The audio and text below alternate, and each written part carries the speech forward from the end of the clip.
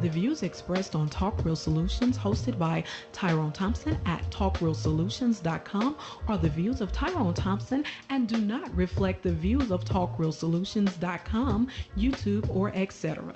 The content here belongs to Talk Real Solutions and its many contributors. Views and opinions expressed by all contributors belong to them and not talkrealsolutions.com or Tyrone Thompson, the host, or etc.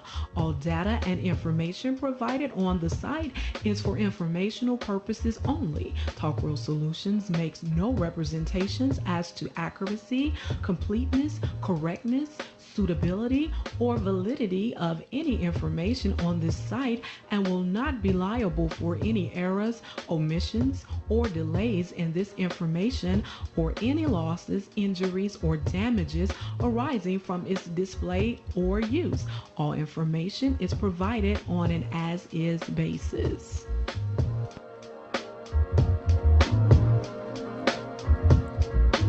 All right. Welcome to the show. Welcome to the show. This is Talk Real Solutions, and I am your host tonight, Tyrone Thompson. I want to thank you for tuning in. Today is May the 8th, 2025.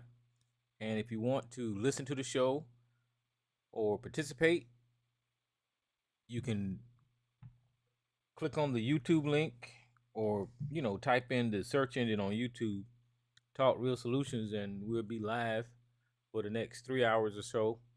Or you can call the number at 1-717-908-1834 and hit the access code at the 917-324, and I'll get you on the line here. And we'll do like we do all the time. I'll open your mic and let you talk, and just ask that. I don't know why the fuck I even say this. I just ask that you don't be disrespectful or try to, just keep in mind that we are on YouTube, and I don't want to, compromise the channel to where people might say something out of hand or out of pocket and get the channel flagged down.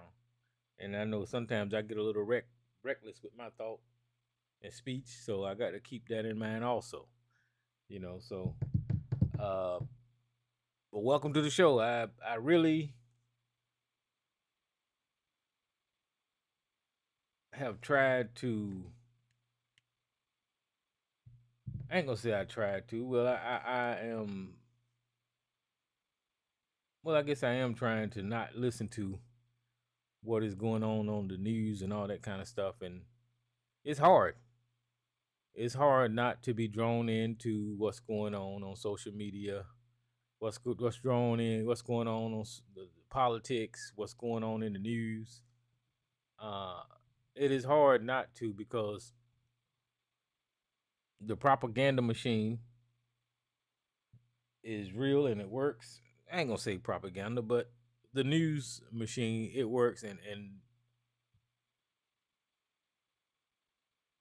the news gets out there, and it's concerning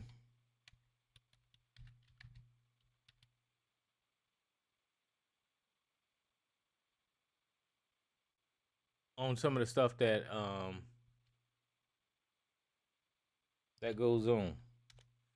I didn't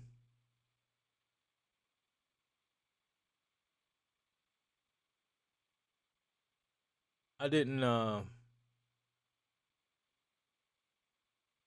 follow up on what I'm about to report on, but I heard it. Like I said, the news gets to you. There was another airplane incident under Donald Trump, and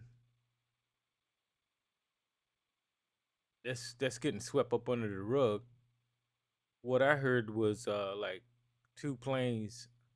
I think their wings touched. There was no fatalities, and I think that it might have even been on the tarmac on the runway where the wings touched. And I'm bringing that up because of all the airplane issues that we had since this administration took over. as you know, all the black people or DEI is running all the airports and flying all the planes, and you know you got black people out there flying planes into each other up under Donald Trump. What's up, MJ? And I don't know if you guys heard about that, but that happened, you know, and showing you how strong propaganda is. I titled the show 100 Men versus Gorilla. For some reason, that's popular. I don't know what the fuck is going on with that conversation, but I see that everywhere. I don't know why people are even having that conversation, but they're having deep conversations about who would win in a contest between 100 men versus a gorilla. I don't even know where that came from, but I just wikied the page and seen what to try to see what the hell this debate is about. Because I every time I scroll up the damn YouTube, I'm seeing 100 men versus a gorilla, 100 men versus gorilla, and then TikTok is 100 men versus a gorilla. Who would win? Who would win? And it's interesting to watch the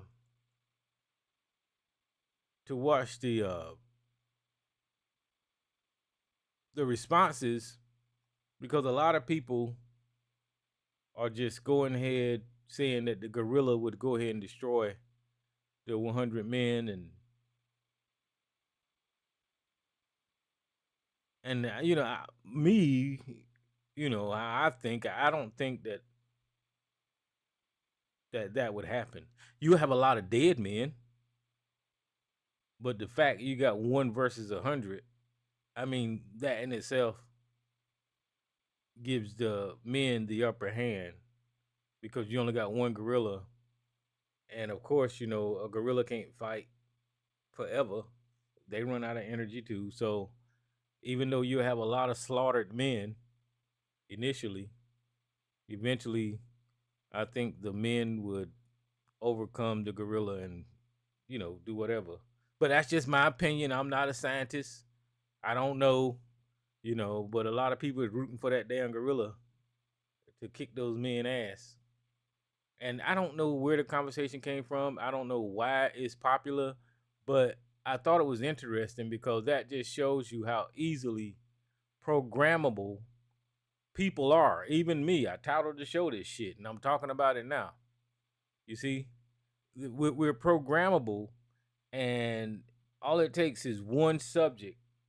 What's up, East Coast?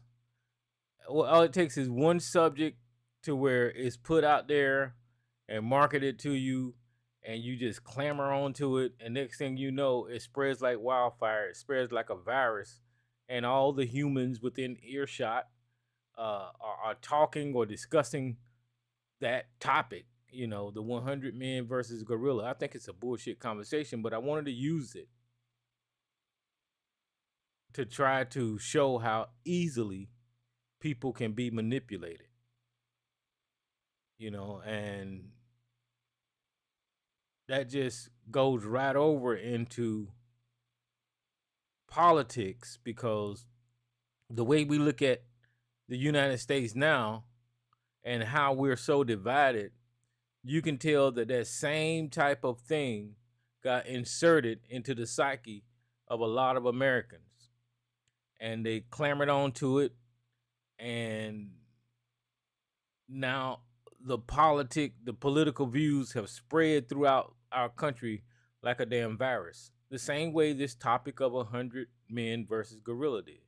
You know, that thing went viral, people talking about it and all this kind of stuff, but that just showing you the psyche of human beings and how easily we can be manipulated, because you know it just took off like wildfire, and people been talking about it, and now you got YouTube videos about it, you got TikTok people about it, you got Tyrone on here talking about it. But the same thing with politics. Whenever they come up with these conspiracies or these lies about the laws and the Constitution and the conspiracies about what one party has done over the other, people clamor on to that bullshit because you are programmable. You are like your man. The human mind is like putty, waiting for somebody to mold it into thinking certain things, right? And part of that is because the people want to believe it, right? I told you that in this 100 men versus the gorilla conversation, people want to believe that the gorilla could beat 100 men. In politics, whenever you get told things like you can take a horse pill to remedy a virus, somebody wanted to believe it. And we actually have one candidate that actually went through with it and did it, because he's programmable. Whenever you get told things like the Democrats has stolen an election, right? People want to believe it. And then you end up with things like January the 6th and people trying to overthrow the government because some people wanted to believe those lies. No matter how strong the laws in this country is, if somebody tells somebody a lie and they want to believe it, then there's no changing that. The rules don't matter no more. We're seeing that. And that's just a couple of things, but there was some more stuff that happened um, with Tyrese Nichols. I think that was his name. There was a decision made at the state level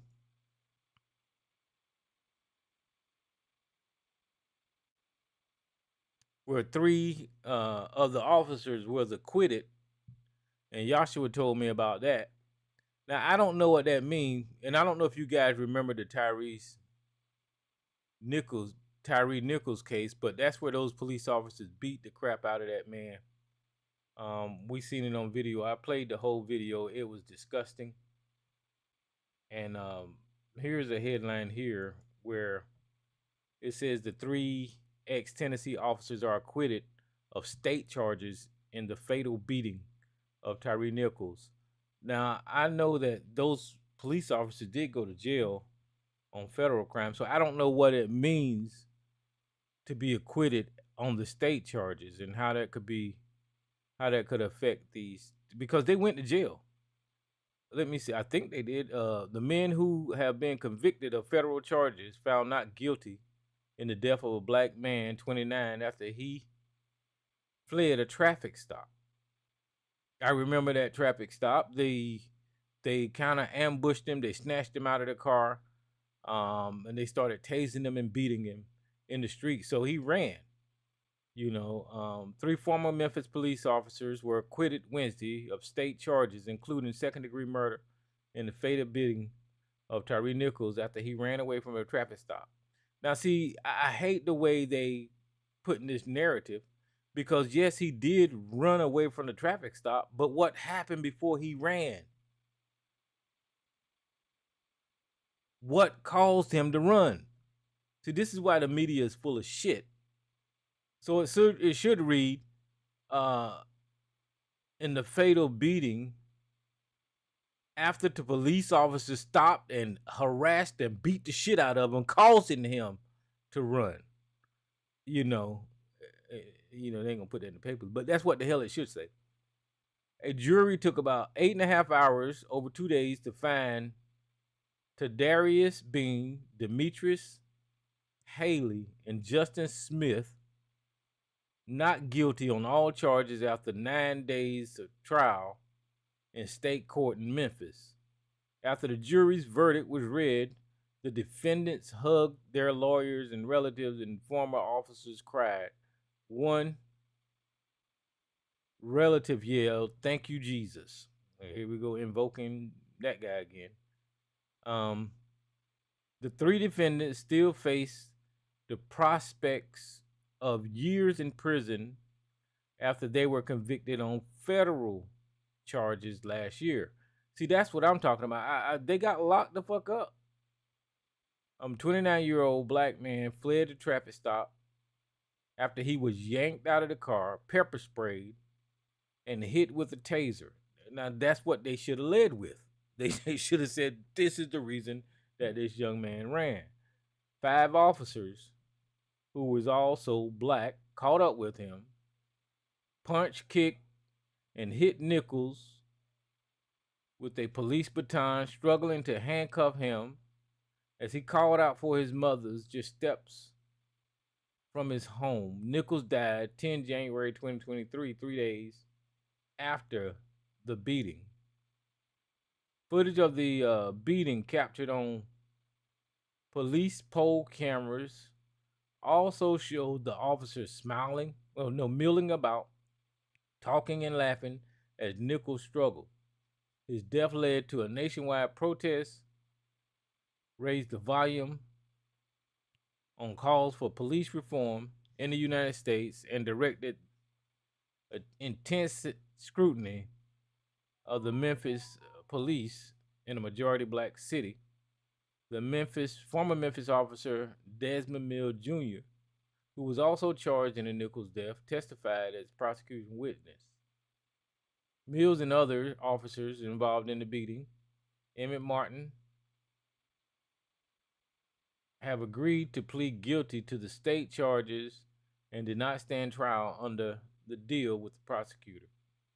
They also pled guilty in federal court, where sentencing for all 5 is pending. The officers have been charged with second-degree murder, aggravated assault, aggravated kidnapping, official misconduct, and official oppression.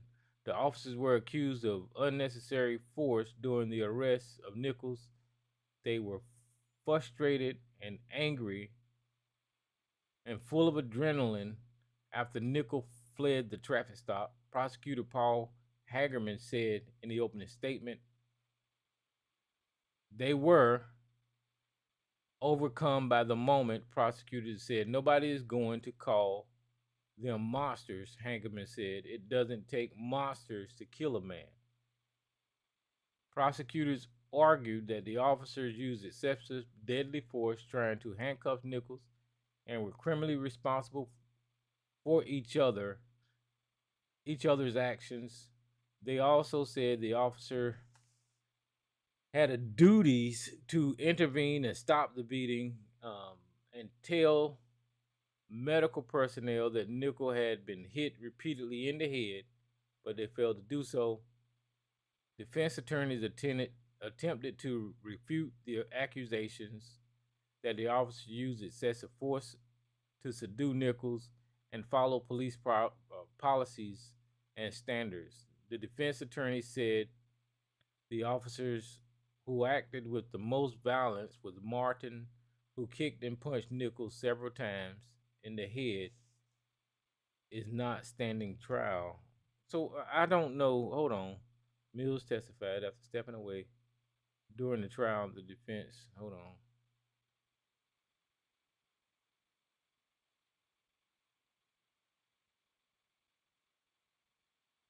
I don't know what the jury.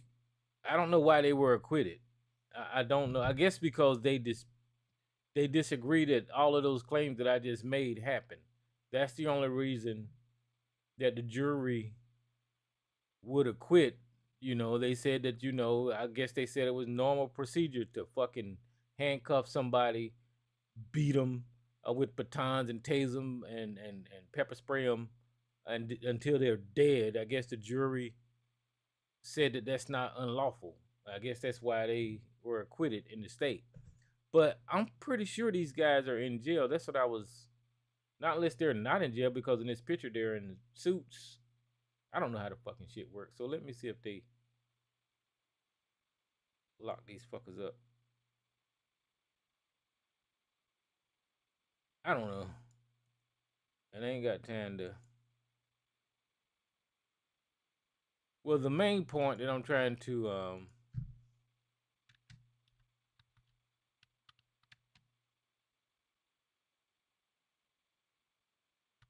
get across is how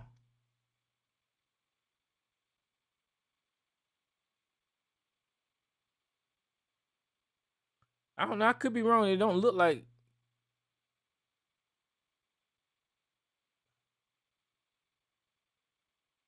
they were in jail. I think that I'm thinking that they got found guilty on the federal charges, like the article said, and that decision is pending. And they might go to jail for the federal charges. I don't know. So this is me saying that I retract my comment about them going to jail. I retract my comment about them being locked up. I thought they was, but I guess I can't find nothing saying that they are. And I guess the federal charges are still withstanding, and they're gonna make a decision on that. But this is some sick shit that Tennessee has done. This is the this is one of the most disgusting things about living in this country as a black man. This country, to its core, has never moved beyond the humiliation, the denigration, and the lynching of black people in this country. A lot of people want to think that there has been progress made in this area, but with this decision, you can see that black lives don't matter, and no matter how disgusting the death is of a black person in this country, they will defend the institutions that murder us. The conversation was had in part a while back about these police officers being black, and people were saying that this ain't got nothing to do with racism because the police officers were black. And I say to those people, you need to wake up, because even though their skin was black, they didn't go to a black police academy. Black people didn't provide the uniforms that they was wearing, or the batons that they was wearing, or the cars that they was driving. Black people didn't provide the training that allowed the training and the mentality to allow these black officers to target a black man as if he was some type of vicious animal that needed to be executed. That wasn't a black system. A black system didn't hire those black officers. So even though the conversation was had about these police officers being black, and some people alluded to this had nothing to do with racism, I say the opposite. It had everything to do with racism, because these compromised coons who love the white system so much that they had a systematic way of targeting their own community. I think they had some type of group or gang within the police station called the Jump Out Boys, or some type of squad or some bullshit that targeted their own community in violent and vicious ways. So it had everything to do with white racism, because the system that killed Tyrese Nichols at the hand of these coon-ass black police officers is nothing but white. Black people don't pay for those police cars. They don't finance and give these black officers the salary. White people do. And in order for them to be all right with massa, they had to go through and viciously destroy the life of a black man. So yes, it has something to do with racism, and you're an idiot if you can't see beyond the skin color and look at the systematic oppression that black people are up under, and under this system, Tyree Nichols died because you had these idiot ass black people out here killing on behalf of white America.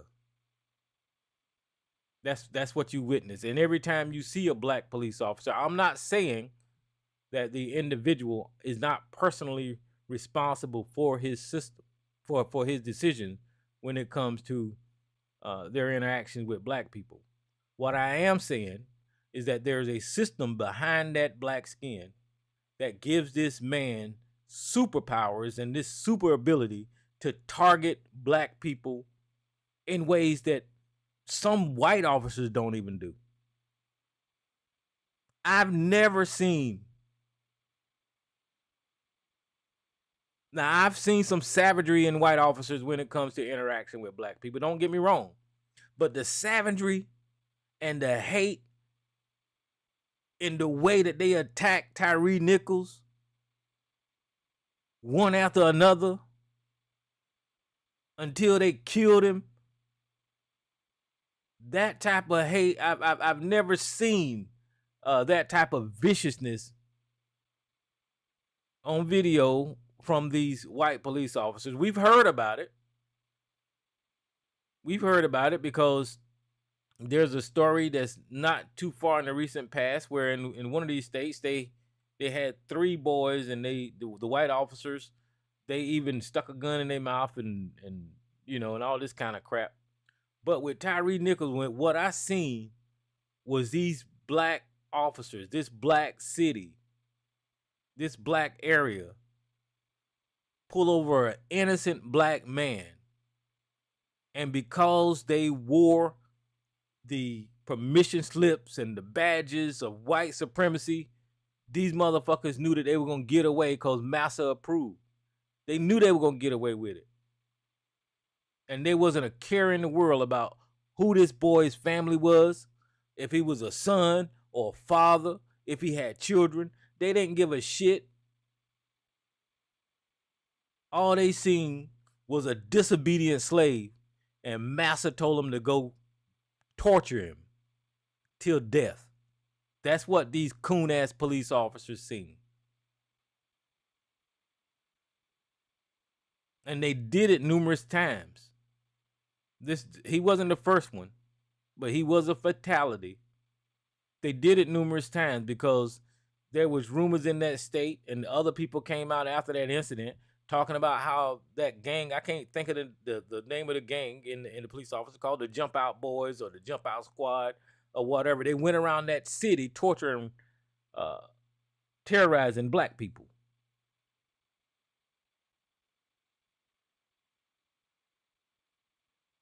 So why am I saying all of this? Well, to prove to you that it was a white system that did it, the state of Tennessee and Memphis condoned the murdering of somebody's child because he was black. I mean, that puts the fucking exclamation point on what I'm saying here.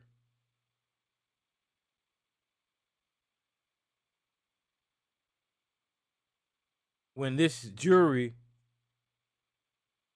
I guarantee you it was an all-white jury, when this jury said what they see on that video, how those officers conducted themselves, when that jury looked at all of that evidence, heard that boy pleading for his fucking life, complying with the fucking officers, and being tased any goddamn way, complying with the officers and being punched and kicked and pepper sprayed, complying with the officers so much so that he could not take it no more, so he had to fucking leave and run away from that torture. When they looked at that damn video and they didn't see an innocent civilian getting tortured because of the color of his skin, that tells you that was a white jury. That tells you that jury was upholding white supremacy and racism in this country. When they acquitted these fucking sorry ass pieces of shits.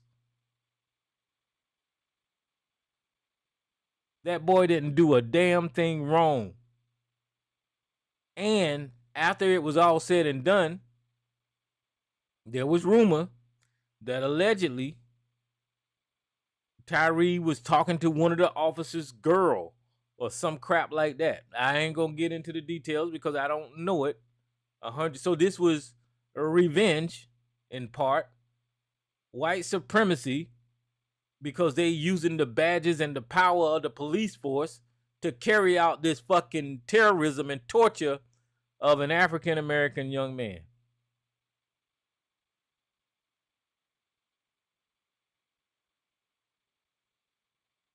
I don't know what the solution is. We just live in hell. We just live in hell as Black Americans. This is hell on earth. If hell was a real place, I guarantee you it would resemble the conditions that Black Americans live in this motherfucker. I promise you. All right, that's that. And if you guys want to speak on that, just call in and I'll get you on the line, and I'll let you give your opinions on the acquittal of the officers in Tyree Nichols' case. And you know, Joshua told me yesterday something that was incredible. Smokey Robinson, we all know and love him. I love him. I got him. He got a Sirius XM station that I listen to because I like those oldies. Cruising. Sorry about my boys, but cruising. Baby, let's cruise. Smokey Robinson is in trouble with his old ass. There were some ladies that accused the Motown legend of sexual assault and the R word. And when Joshua was telling me, he was saying that it was either 2016 or 2013. And I'm like, damn, Smokey Robinson old as dirt. Even in 2016, that man was too old to forcefully do something to somebody. You know, I don't know what the fuck going on with Smokey. Oh, I see you, Joshua. Let me just finish this right here. I don't know what the hell is going on with these accusations of Smokey Robinson, but let me see if I can find. And you know, listen, I'm gonna hold my opinion about what the hell is going on with Smokey. Let's do this article here. It says Smokey Robinson speaks out after he's accused of sexual assault. So let's see what he says.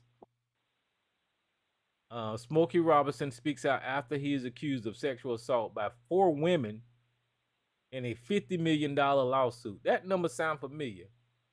Ain't Shannon Sharp getting sued for $50 million? Them motherfuckers don't give a shit. No, that's why I want all the money. Robinson's former housekeeper filed a complaint alleging sexual assault on Tuesday, May the 6th. This is Thursday, May the 8th. So that was 2 days ago. Smokey Robinson is speaking out after he was accused in a civil lawsuit of sexual assault by former employees. Now, sexual assault is a criminal act. What's up with this civil? I'm not a lawyer, but I mean, that's a crime. Right? Yeah. Okay, but I don't know.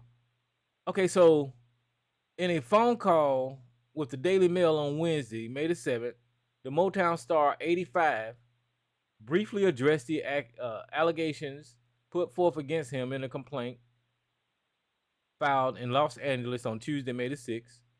I am appalled, Robinson said, adding, I can't speak about this right now. An attorney for the star did not immediately respond to people's request for comment. The former Miracles frontman was accused of sexual battery, assault, false imprisonment, gender violence. I don't know what the fuck that means. And creating a hostile work environment by 4 Jane Does who worked with the star and his wife, Frances, over a period of 20 years. See, all of this is sounding sketchy to me. But I don't know, y'all. I don't know. So let me see. The complaint claimed that Robinson repeatedly forced his finger and his penis into their vaginas, causing severe and excruciating pain without consent, and also alleged that he would use physical barriers to force threats of force, and more such locking in his bedroom to prevent the women from leaving during the alleged assaults. Frances, whom Robinson married 2002, is also named in the lawsuit. That's his wife. As a plaintiff, alleged that she had full knowledge of his prior acts of sexual misconduct and failed to take the appropriate corrective actions to prevent his deviant misconduct, even after settling cases with other women who experienced similar alleged assaults by Robinson. Well, now that's interesting. I didn't know that happened.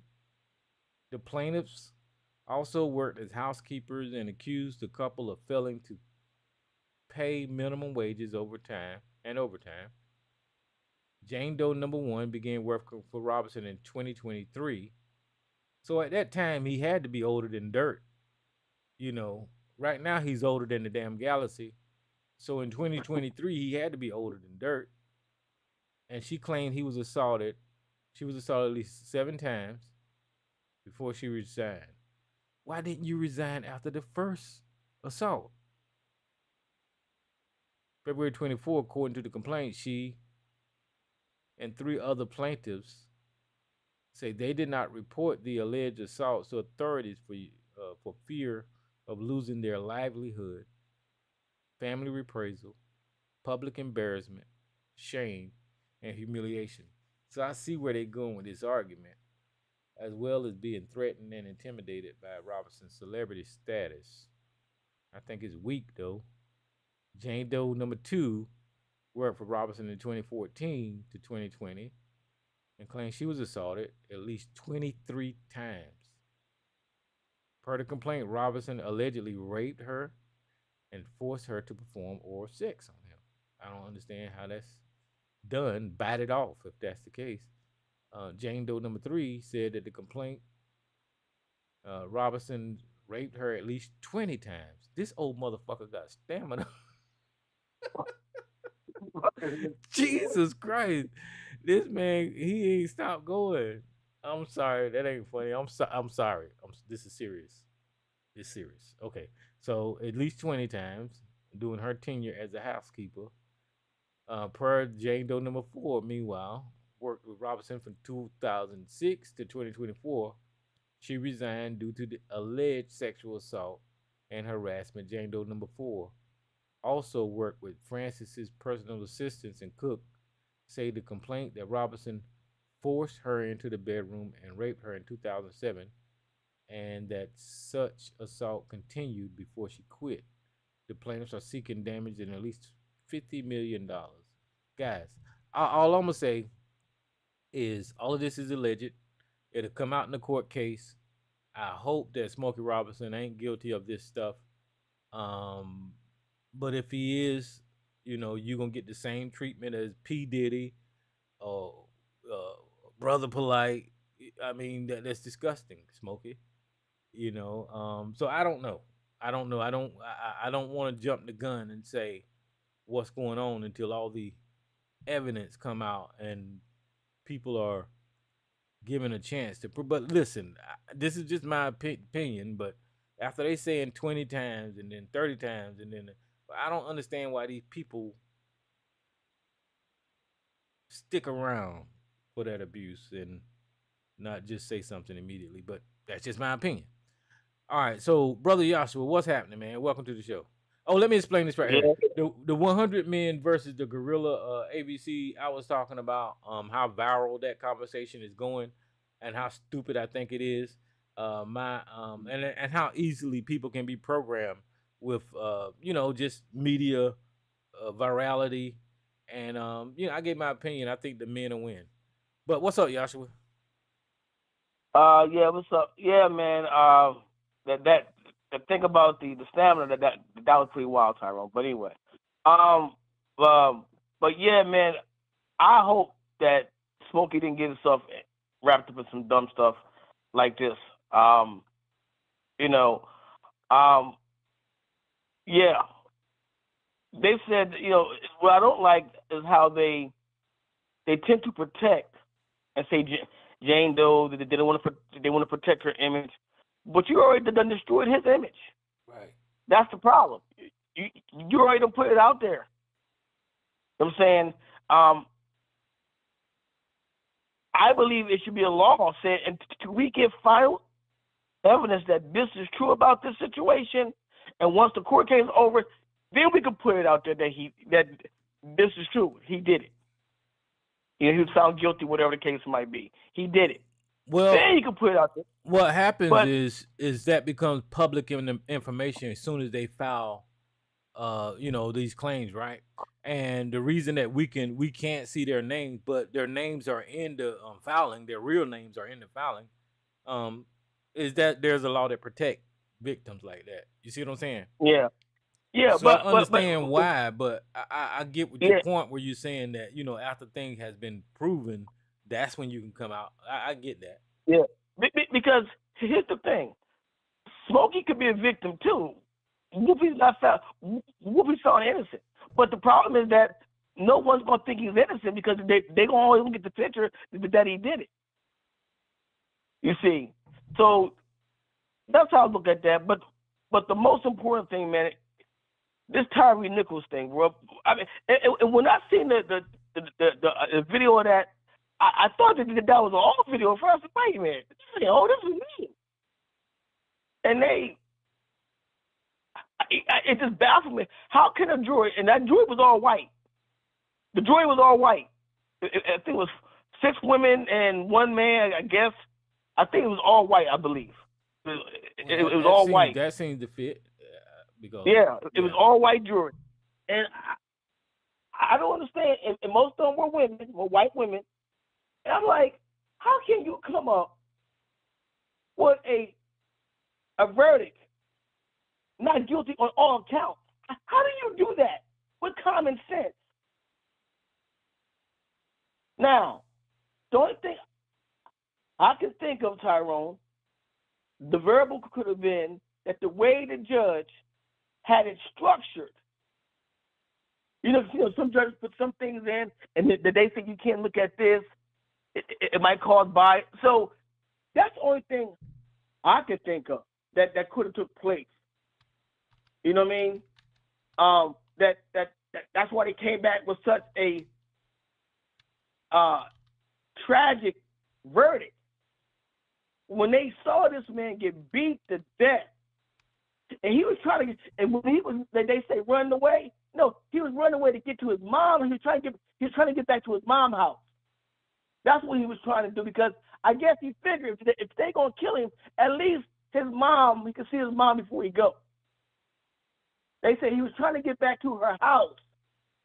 That's why he was trying to get away from them, because he wasn't too far away from the house. Apparently, that's the story I got. He wasn't that far away from the house. Yeah, and do you know about the federal thing? I just Googled it again, and it says Mills and Martin agreed to plead guilty on some federal charges as well as all state charges and did not stand trial. So those 2 weren't part of the 3 that got acquitted, right? And then it said the federal trial of Beam and Haley and Smith ended up in a mixed verdict with some officers acquitted of the most serious charges. All three were Right. Yeah. convicted of witness tampering. So Mhm. I guess they're gonna just use those two, um, to charge those two federally, and just let the other ones walk scot free. I'm guessing, which is bullshit. Right. It is, but yeah, because see, because they all participated, as far as I know. Am I Every correct? damn one of them, and including a white cop, initially pulled that motherfucker out. But I ain't gonna say call him a motherfucker, but pulled Mr. Nichols out of the car. Yeah. That was a white cop. Yeah. All of them cops participated. Yeah. So I don't understand. I mean, I get it. Like you stated, those police, they knew that they were not going to get convicted because of the climate of the culture of policing, of slave patrols in this country. They knew that it was a chance that they were going to get off. That's why they were so confident. Someone already told them that they were going to get off. You see, so beat that young man to death while he was in handcuffs. And them stupid heifers on that jury, white women, could not say, you know what? But there's no excuse for cops to do this to a person that's handcuffed. Just put him in the car and take him to jail if that's the case. But who knows what happened if they took him to jail? They might have been beating worse. Who knows? So, but yeah, So, we have a problem. They have not learned yet nothing from George Floyd. That they haven't learned from the other young man that got killed down there in Minnesota, the one that was asleep and woke up and got shot to death. They haven't learned from that. They have not learned at all. And black police officers around the country should be ashamed. They really should, because they know better. They know better. But like the brother said, that there's a brother who's a lawyer. He wrote a book. I forgot the name of his book. But he said that in his book, he said black police officers sometimes are worse than the racist white cops. They can be just as brutal.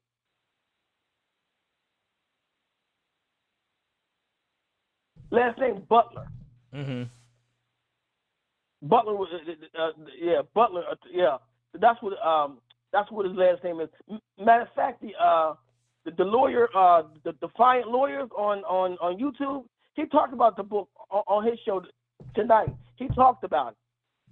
And I sent that video in the chat room. The chat room, whatever y'all call them. I put them in the chat room, so if anybody want to look at that video, you can. But yeah, man, that was just tragic, man. When I saw that, I couldn't believe it because of the way the climate is in this country. But I just could not. Yeah, that was open disregard, and not only the police officers, guys. If y'all looked at that video, when you seen EMS, the ambulance workers pulled up there, they did not do their fucking job. No, they did not attend to this man's medical needs. They are just as guilty as the damn police officers. And initially, they was in trouble, and then I think they kind of got off with it, but everybody on that scene should be held accountable for allowing Tyree Nichols to be beat, tortured, and killed. The police officers, the ambulance drivers, everybody that was on that scene should have some damn accountability in that boy's death. But like we're saying, is that black life in this country do not matter. It's the same way it was in the 1800s. Right. And guess what? Now, can you imagine if Nichols was white and those black officers had did it to him? Oh, man, these motherfuckers would be executed. Yeah. It'd be all over the news about how they gonna kill him and when they gonna kill him and why they deserve to die. Yeah. So, but yeah, man. Yeah, but it's really, it's pretty tragic, man. It really is. It's pretty tragic.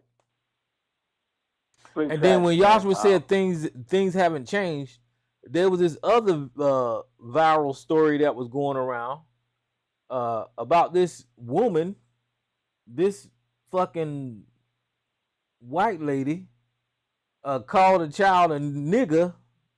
Yeah. Over and over and over again in a park.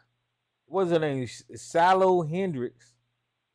And because she called the child a nigga, white America gave her $700,000. Yeah. $700,000 for calling a child a nigga in the park. And then it goes to, well, she went to, and then the thing, and check this out.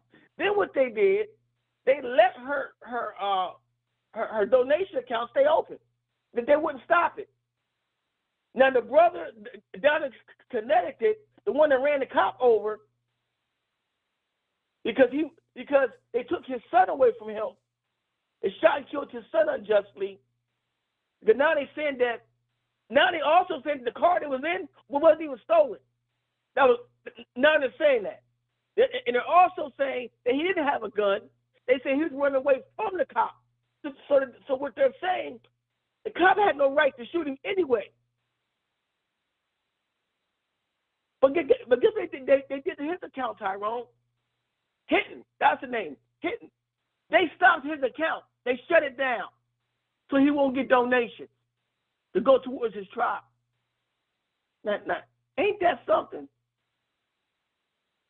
Yep. But see, she got her money through give, send, go. You know, we was talking about this the other week. She got her money through give, send, go, and white people set up that to, you know, support their racist agendas. Right. In opposite to the other one, GoFundMe. And they're allowed to raise all kinds of money over there for this racist ass shit that they do. Mm-hmm. And this is listen, guys, this is telling us over and over again what kind of fucking country we live in. And T, this is why I vividly, if I said that word right, it's why I always say to these Negroes who walk around here saying they're foundational Black Americans, that's your foundation, is an ass kicking. Your foundation is getting handcuffed and getting the life beat out of you. That's your foundation.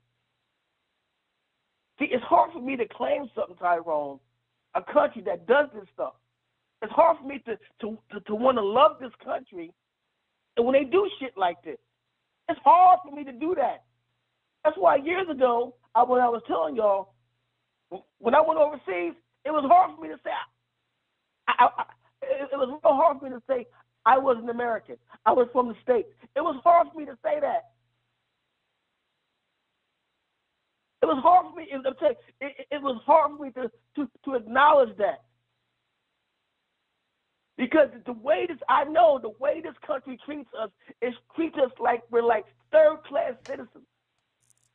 It only treats us like we're Americans, and Black America has been the catalyst of all the success that most of the America have. Black America has been the catalyst for it. Most of your success worldwide is because of who? Black Americans. Sports, innovations. The world looks at us. Black culture is a dominant culture across the world. Now, all Black culture is not good now. I mean, understand that. But Black culture all over the world is dominant. Everybody trying to do what we do. Everybody trying to dance like this. Wear their hair like we do. Everybody trying to do that. See? Yes, so yes. And I don't step on dudes who love America. That's your thing. But I have a hard time because I say, how can we love something that don't love you back? It's like, how can you love a woman and she don't love you back? Now, there's some dummies that do that, but I can't do that. I mean, I can't love something that don't love me back. I can't. You know. But yeah, man. Yeah. I mean, we back again, Colin. Having these same conversations again, like we did 5 years ago, 6 years ago, 7 years ago, whatever the case might be, 8 years ago. We have the same conversation. They have not learned yet. They just have not learned. And Donald Trump, they're not going to learn. They ain't even no use. No. There is no hope in looking at white people to change their ways. That is not a thing. And Pillsbury Doughboy, Donald Trump, he is not, in fact, he's not helping the situation at all because he's giving these cops full immunity. And he told them you can do whatever you want to do and you won't go to jail. He already said that. And I still believe that there's some white supremacists behind closed doors who's telling him to do these things. I don't think he's doing this all by himself. I think there's some people who's telling him to do some of these things. Well, that really don't even matter if somebody's telling him to do it or not, Joshua, because the buck stops with. I get that. Go ahead. Yeah, go ahead. I'm sorry. Go ahead. Yeah, the buck stops with him, and exactly. And if he can be convinced to be hateful, if he can be convinced to be racist, if he can be convinced to do whatever the fuck he doing, then it's on him. It don't matter what kind of advice, because if I made up my mind to do something, then people would blame me. You know, they would blame me for my decision. So that's all on Donald Trump. So whether somebody told him or not don't even matter. He's the one with the last say. You know, so fuck him. But look, let me let Elisa in here. What's up, Miss Elisa?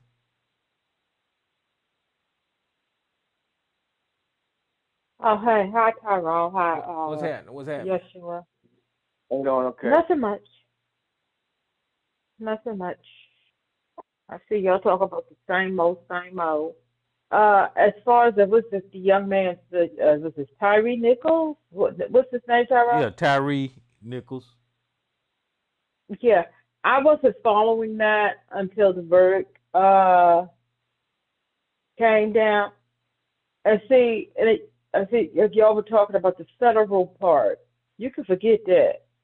See, that's why when the election was going on, and a lot of us was upset, and a lot of our people were being wishy-washy with the election and different things like that. Okay, so now things are even worse as far as on that front. You can forget the federal part. Now, as far as Smokey Robinson, Tyrone, I don't know. I read some of it, read up on some of it. I think those might be immigrants. People here on green card or not green card, because the reason his wife is in the lawsuit, and even before I even read some of the sounding names, I figured as much, because the reason she's been drawn into, because they had reported them before. They went to the authorities on them because they weren't paying minimum wage and the different things they were doing as far as the wages and breaks and things like that. Now, let's just say if somebody helped with black or white or regular or Latinos that are here that are citizens, they would not have taken that off smoking. They would not have taken that off of them. As far as the unfair wage, paying below minimum wage. American would not have taken that. And a lot of them probably would, and if all of this is true, what they said, if it's true, what they're saying about Smokey, not many American people would take that. You're not even paying minimum wage. You're not giving breaks. That's what his wife is drawn into, because they have been reported them to EEOC and different things like that for the work conditions. And some of them left. Like they said, other people that worked for them left because of the working conditions. I guess they're trying to hire people they hire don't want to pay them, don't want to provide breaks to different things like that. Now, as far as the sexual thing that's going on with the Smokey part, I don't know. Yeah, that's my attitude because that dude is like old, and even in 2016 or 2013, whenever they're accusing him of it, he was still old. So I don't know how he could forcefully do these things that they're accusing him. Now, they may be some old, strong ass men. I don't know, but that seems a lot. But if they immigrant, because some of this went on in 2023 and 2022. He was still old. If they paper, so some of if they paperwork kind of shaky, certain things. That's why I said I'm sure it's that type of a case because of the wages. And your paperwork kind of shaky, and you look at these people as powerful, rich people. Some things you will allow to happen that you don't want to happen. You see what I'm saying? When your paperwork here is shaky. So I don't know whether Smokey did these things or not. But Smokey has never been an angel. I'm not accusing him of anything. But if you go back over to some things, some documentaries and some things, and you read up on Smokey, he wasn't no angel. Well, I mean, he did some things. Look, he did some things, and he was a stone cold dope addict for years. He said, the dope has something to do with it, but Smokey was not no angel throughout the decades. I'll just put it that way. So I don't know. So like I said, a lot of people saying, I can't believe Smokey, I can't believe Smokey does these things. Well, you might want to go. Yeah, I'm not taking it off the table. You just automatically say no. Yeah, I'm not taking it off the table. Throughout the decades. Because if he's guilty, he deserves every damn thing he get. He just do. So but I don't know. For me, it's just hard to believe that somebody of that age can do all these things, have all that stamina, go 30 times and 40 times. And I agree. Well, I agree with you on that. But if they are immigrants, they will allow him to do it. You don't have to have force behind it if your paperwork is shaky. Oh, okay. Look, that's all I'm saying. I get what you're saying. You saying, hold on, y'all. You saying because they immigrant, they just go ahead and just let him do it, and then they'll call it the R word, huh? If you being forced to do something by your no, Tyrone, I can't believe you said that. If you're being forced, I'm not talking about physically forced. Okay. But if you're a lowly immigrant, your paperwork is not straight, and as you perceive, because see, I pick up something, he get Smokey in the head with it. He come at me with that. Yeah. But that's me. But if you a little lowly immigrant, your paperwork ain't straight. It's not steady. Paperwork ain't steady. And you looking at your all-powerful boss, and they got this big old spread and mansion. They the ones they not paying you right for one thing. You done been to the labor thing on them, and they not doing right.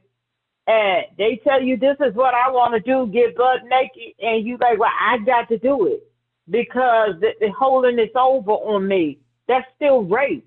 Yeah. That's what I was saying. Yeah, I get what you're saying. That's rape. Okay, that's all. I'm not saying that's what it was because I don't know.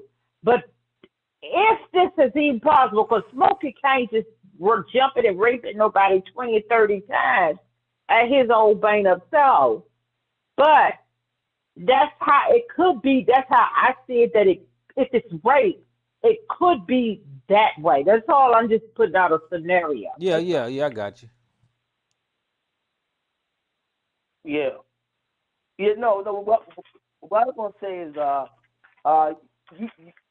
you said 2016 time on. Let me pull. I don't remember Go ahead.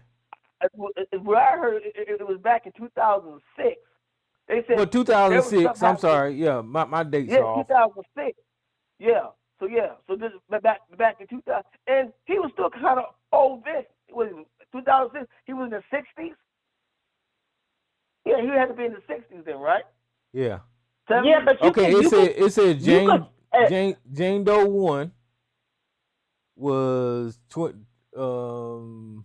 She resigned in 2024. Jane Doe 2, May 14th. No, 2014. Jane Doe 3 was 2012, and Jane Doe 4 is 2006. Wow. Yeah. So like I said, they said there were allegations about him then. Okay, and so hey, I'm shaking my head. You see, so and Smokey hasn't been an angel. I mean, he said that himself. It's two interviews that he's done. He said, "No, shit, man. I was dope fiend out.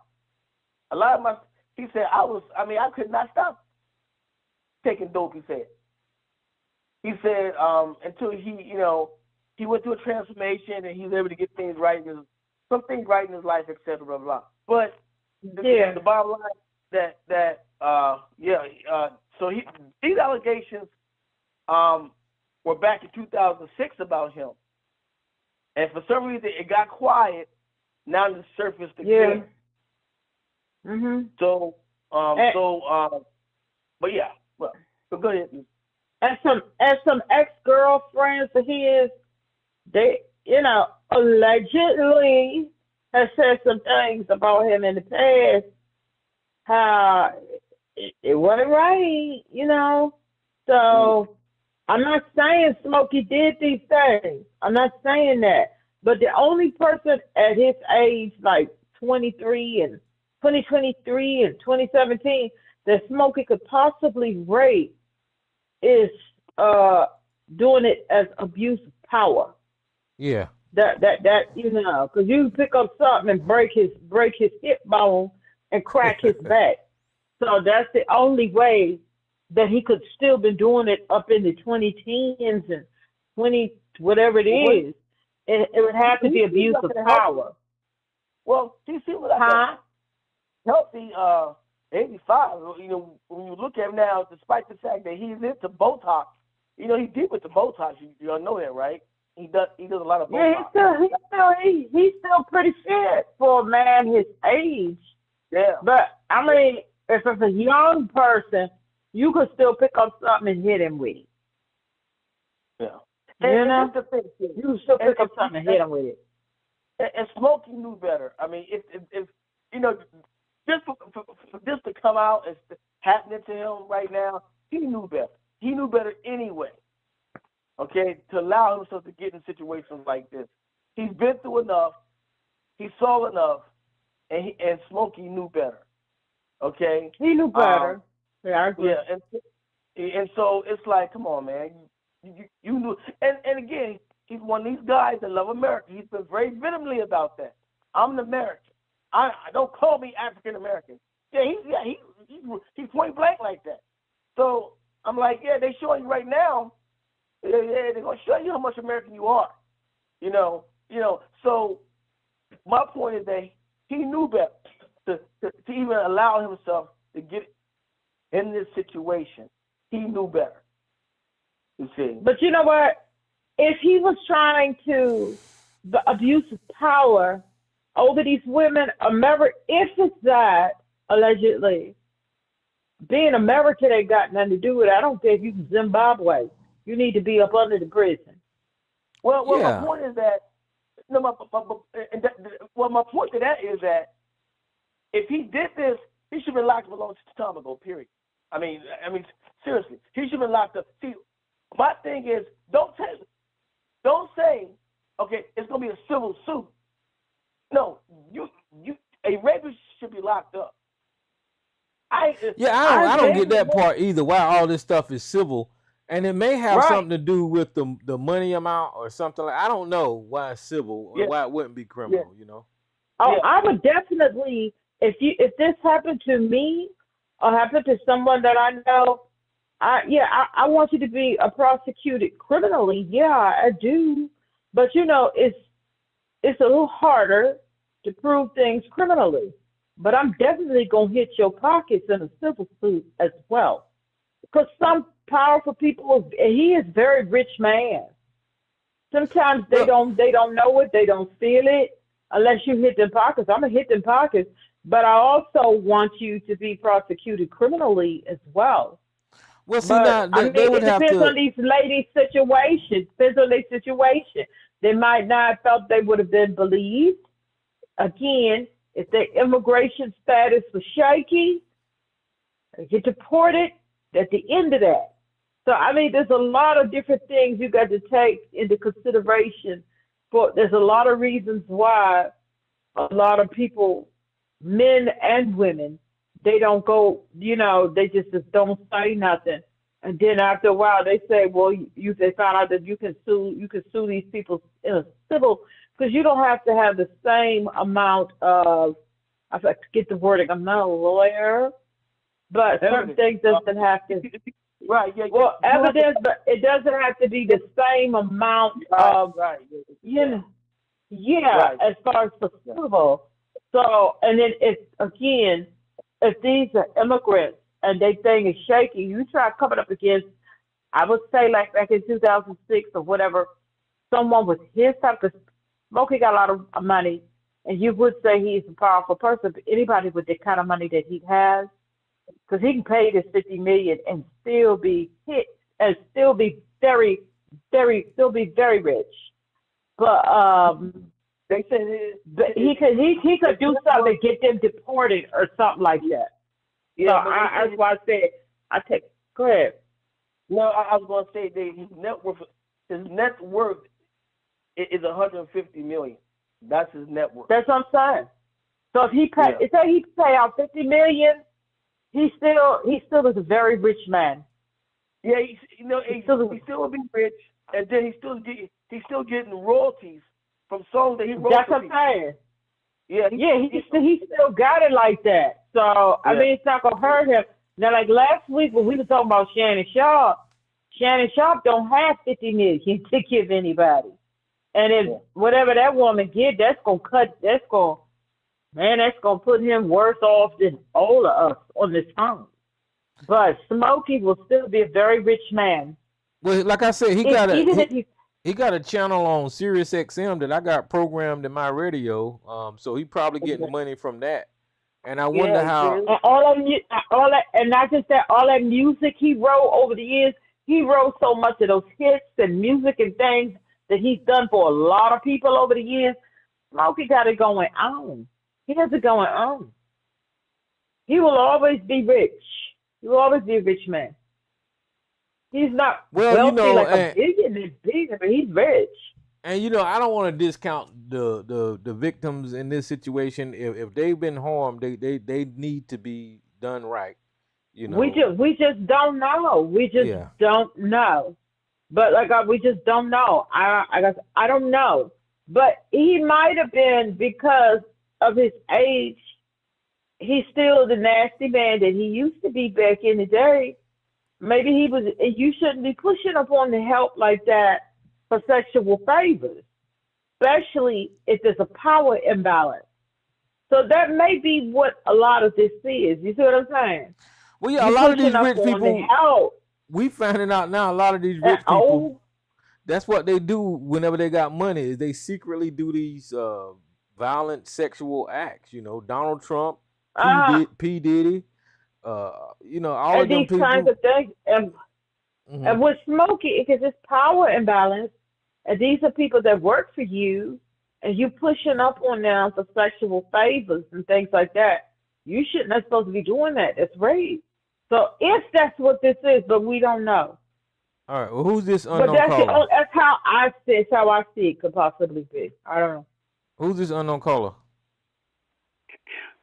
Smokey Robinson cannot be charged with rape under existing California law because of the statute of limitations, which is 10 years, under California Code of Civil Procedure 340.116, subsection A. So he can't be. Now, he could be if he did something to toll the statute and started running all over again in that period, which I doubt that he did, but it only goes from the date of the last complaint. And that would be in 2006, so it's beyond the statute of limitations. Can't charge him. Civilly, there's just about no limitation. Then go after him civilly, probably until the grave. But criminally, That's out of the question, given the existing law in California statute of limitations. Remember, they changed the law in Massachusetts to go after Bill Cosby. Remember? That's crazy. Yeah. So look, that was real crazy. listen, this last one is saying that it happened in 2007. Is that still too long? 2007? Yeah, well, 10 plus 2007 would bring it to 2007. Yeah. So that means that, it's too late. It's too late. Well, Sarge answered the question. That's why they're doing it civil now. He answered that. But, okay, so Joshua was saying, why didn't they say that about this? You all were saying about it should have been criminal. Maybe they just feel comfortable with criminal cases. Whoever it is, if they immigrants, that would be my if he did these things to them, because it's still an if. Right. Now he might have done something like I said to toll the statute, which means it would start the clock running all over again. Now that's what they did in the case of Bill Cosby to some extent. And if they could find something he did where he was brought into a deposition, maybe a private deposition or something, and said something under oath, say maybe 5 years ago, 6 years ago, that denied it, then that would probably, I think under California law, it would toll the statute and start it running all over again. Well, I'm trying to figure out how would these victims prove their claims from so long ago? Let's say when you do any criminal case, you got to have the evidence. The evidence has got to fit the crime. There is elements of the offense that have to be met for any crime. It doesn't matter how outrageous it is. Probably witnesses. The elements of the offense. So you got to look up the statute in California, see what the elements of the offense are, and then see what evidence there is that fits those elements. That's the only way you can legally get a conviction. Probably witnesses also, huh? You don't necessarily have to have witnesses. A lot of rapists are convicted on circumstantial evidence. Yeah, that's true. Well, I don't know. Well, Sarge is about... a rape kit is circumstantial evidence, brother. Sarge is about 80 years old, so I mean, Sarge could probably pull something off like that. Now, let me stop. I shouldn't even joke. I shouldn't even joke like that. Well, I'm just saying, you know, I mean, like, look, man, look, like you said, the guy ain't no angel. I don't doubt that he did it. I think he probably did, you know. But like I said, it's like, look, if we're going to use the power of the state to lock people up, you got to have the evidence to convict them. And that means you have the witness's testimony if they can identify him. Okay, he's the guy that did it. Okay, so now what can you do to corroborate her story? Because it's not likely you're going to get a conviction on her word against his unless because your name is Donald Trump. So then what you got to do is you got to find out what evidence there is at that time and place to corroborate his location, her location, who saw them maybe going in some place together, who was there, who maybe heard words exchanged, what physical evidence is there. It's all got to be there to convict somebody. But listen, you said that he probably did it. What, in your opinion? We all talking opinions here, Sarge. I ain't saying that. That's my opinion. I think he probably did it. Yeah. So let me ask you, why do you say that in your opinion? Because it's a self-confessed bad boy image. And look, at the time when he was running wild, the Me Too movement hadn't hit its full stride yet, especially out there in Hollywood and where all them big entertainers go. Now you know that. Okay, I mean that's... They was getting away with murder. They literally were getting away with murder in Hollywood and in the entertainment business. Well, that's understandable. I don't doubt that he did it. Go ahead, Lisa. You know what, Tyrone? I like what I was talking. I was Sarge on this. If somebody, because y'all know I'm a dog collector, I would bet 10 of my favorite dogs that he probably did some of that. I just saying. Well, yeah, that's understandable. I heard about his past. That environment. I heard about his past and things that he used to do. And Smokey wasn't no angel, but we don't know for sure. But if I would bet 10 of my favorite dogs that he did some of that. Yeah, that environment, creates those type of people. We've seen that over and over again. And, I'm not discounting it. I'm not saying in affirmation or either way, but I just want to wait and see what comes out of it, Well, look, Epstein, Diddy. I mean, look, remember, Bill Clinton wasn't that far off from that time. And remember, what she did was consensual, but people were trying to say what Bill Clinton did and Monica Lewinsky was extortive. meaning that he extorted her in having sex because of the imbalance of the power relationship. Now, that didn't exactly hold up. The point is, people were saying things like that back then. Because you've also got, according to what you guys are saying about this case, and I ain't really studied it all that closely yet, but it sounds like there was an element of extortion as well, threatening to reveal their immigration status if they didn't put it out. So you got in some states they call that coercive sexual assault or coercive rape. It depends on what state you're in.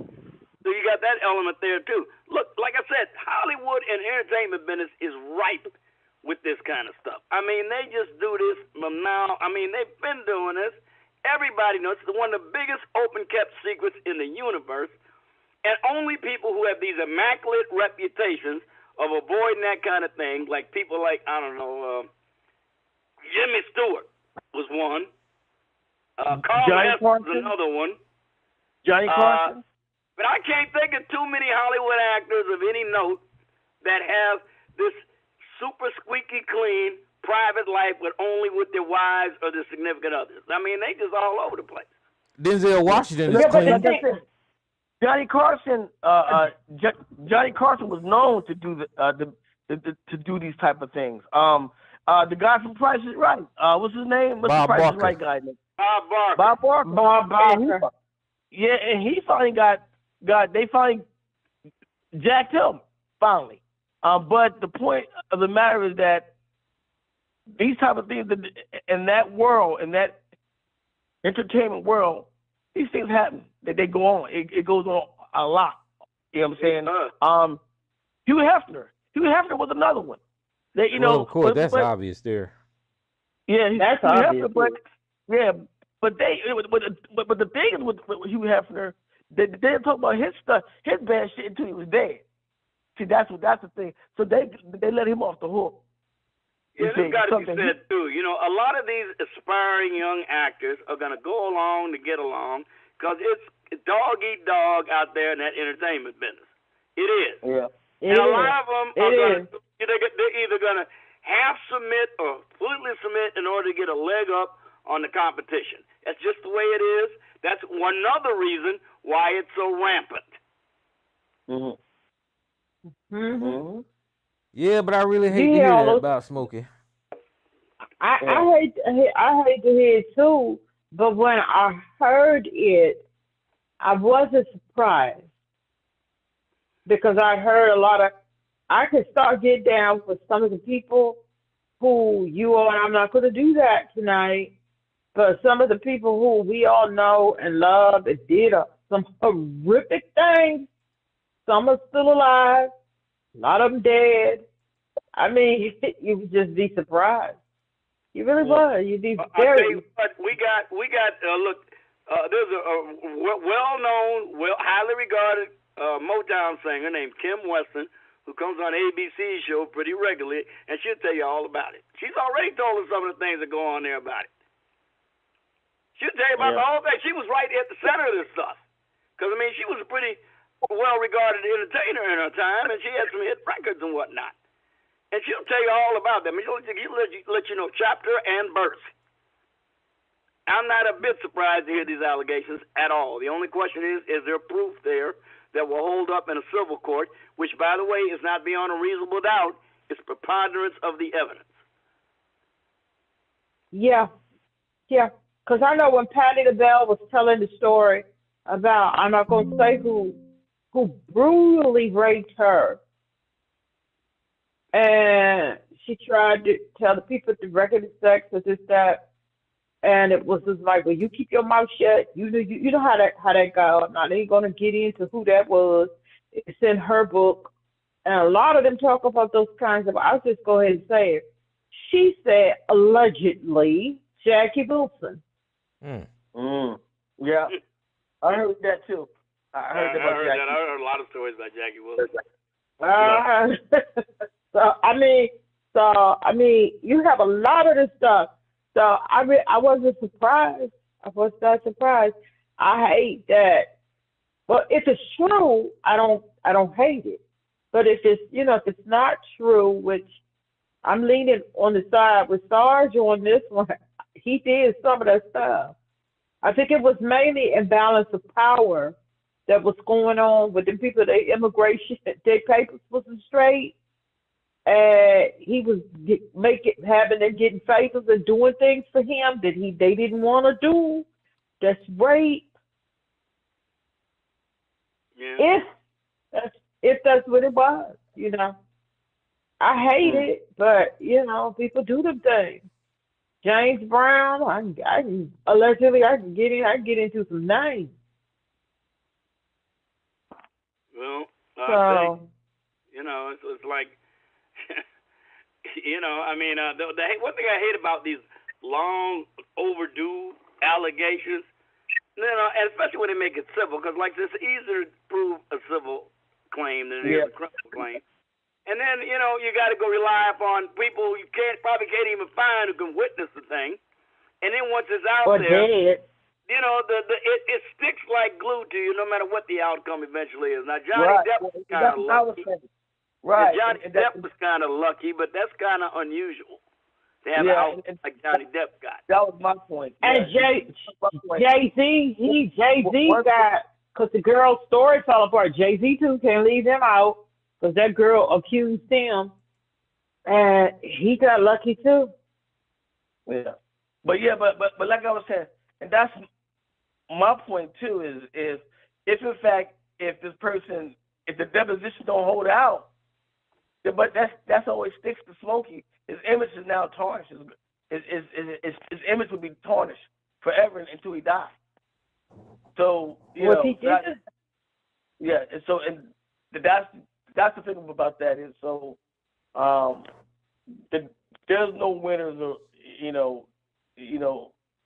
this thing. It's not. But the thing I'll tell you one thing about our community that I keep seeing people say are trying to take black men down. Man, the amount of white men that have been taken down because of this kind of stuff. I would say that Smokey always looks funny to her anyway. You crazy. She said because he gets Botox done on his face and all that. I said, oh gosh. I said, well, he visited that Botox stuff, so he gets that stuff done. But and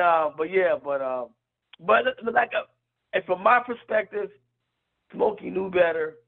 The guy knew better, and it's like. There's things in life that will catch up to you. Well, listen, you said that a couple of times. What do you mean he knew better? Whenever, if the accusations, hold on, let me say this right here. If the accusations are true, right? And I'm just saying, allegedly, if they true. What do you mean if he knew that he knew better? If he did it, then. Well, I don't get it. I don't know why you keep saying that. Well, no. When I say that he knew better, it's like it's Smokey. Eventually, look, you're a black man with that's going to accumulate a lot of money in life because of your residuals, all these things that you wrote for people, etc. You're always going to make money, so you will always be a target. Okay, so whatever you're doing, you need to stop. Okay? You get a grip to yourself and stop. And say, you know what? Yeah, I need to get a grip. And maybe he tried to do that, but it's too late. It's too late. You see? So but yeah, that's why when I say that he knew better. That you're a black man with money and you will be a target. I don't think he knew better, and the reason I say that is because of his status, his money, his influence, and him just having the ability to do whatever he want to do. Same thing with Bill Cosby. We can say that they knew better, but clearly, because of their influence and power, clearly Bill didn't know better. Yeah, they did what they wanted. They wanted. Yeah, they did what they wanted to do, better. regardless. That Joker knew better. He knew better too. Yeah, but come on now. You got to admit now, a woman says that Robinson raped her at least, now, this is the minimum, at least 20 times between 2012 and 2024. And not once did you make a criminal complaint? Yeah, that seems fishy, don't it? Time couldn't get out the grounds or get word out to anybody? That seems fishy, don't it? 12 years? But if her immigration status was shaky, Sarge. So and he's threatening to have her deport or anything like that. I'm just coming up with maybe. But they still have protection, though. I mean, immigrants still have some protection, particularly in California. They still have some protection if they've been violated or a crime is committed against them. Well, you got to put yourself in the mind of that person, man. If you're the person on the bottom of the, they don't think like that. But Tyrone, I'm saying I used to live in California. Those people that they see as immigrants that just come across that border or just come into America, if they're here for a couple of years and after they cross over, and believe me, they got some rights still. I mean, they got some. You just can't go out there and commit crimes against them and think that you're not gonna be held accountable for that. I'm not saying that. I agree with you. They do have protection. They do have rights, right? But if you're the person, if you're the victim that's getting intimidated, and you're at risk of losing your ticket to America, money for your family, your livelihood, all the intimidation. Go along with it. Huh? Go along with it. You just go along with it. Yeah. I think what I'm saying, if she would explain that to them, believe me, California is a sanctuary city. It always has been. So they, in fact, would have made sure not only at that time he would get prosecuted, but they made sure at that time that she had some protection. And believe me, because California was one of the first sanctuaries. Matter of fact, it was one of the first sanctuary states. Yeah, I'm not arguing none of that. But that's you speaking as an American, right? But if you're an immigrant who don't know the system, is not familiar with it, who's not confident in it, and then you coming from a country where the laws is kind of shaky, then you're not going to trust that somebody is going to look after you, And then this is just me assuming the mindset of an immigrant. I don't know, Yeah, and then again, you got the ones that come over here, the immigrants come over here, and don't give a shit. They commit all types of, they do all types of stuff. So I'm saying, it goes, But yeah, like I said, man, it depends on the person. Yeah. Or you could be an immigrant. You could be an immigrant thinking that the best outcome is going to come, right? Like for instance, Melania Trump. She's an immigrant. She got raped by Donald Trump, and she got groomed, and she became the first lady of the United States of America. Google. Allegedly, Tyrone. Allegedly. Allegedly, she's a mail order bride. Allegedly. You know? He grabbed her by the pee. Yeah, sure. Yeah, that's what happened. Okay. But she's white though. Yeah. But yeah, man, I hate this for Smokey Robinson, and guys, I really like Smokey Robinson and all of his. I don't want to do like R. Kelly and discontinue listening to Smokey. Shit. Yeah, but you know what though? Bianca Trump though, she can't stand Donald Trump. She can't stand him. She can't stand him. If she can get away from him without her being retaliated against, she probably would. No, I don't. I get what you're saying because of what we see in public, but at the same time, that lady has a voice. That lady can say what she want to say, and she has said what she want to say in the past, right?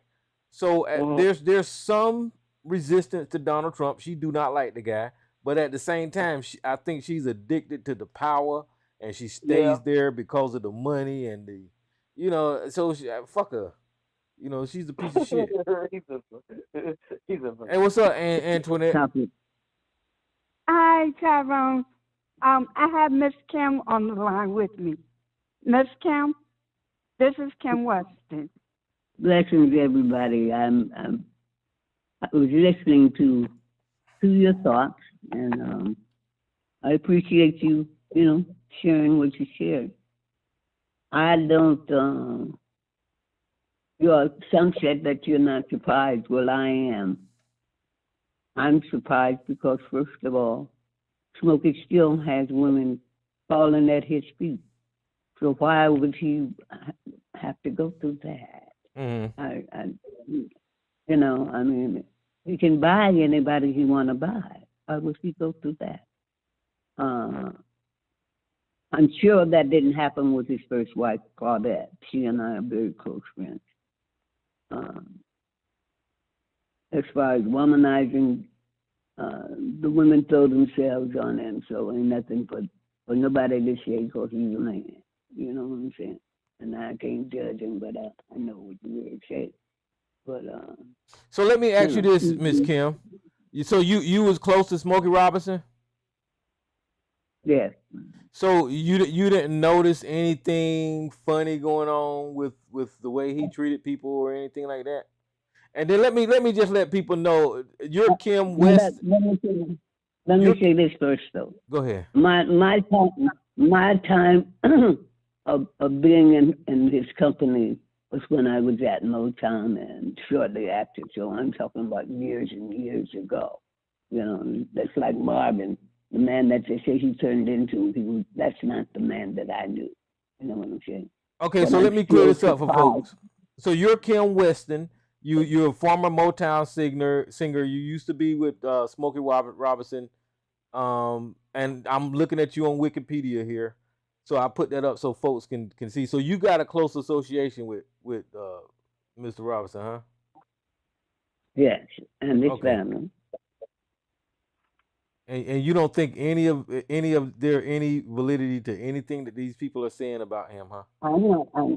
I'm not saying that. I said I was surprised. You were surprised, okay.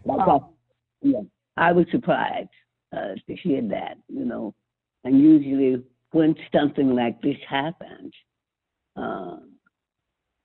there's an alternative motive. Why did we this long?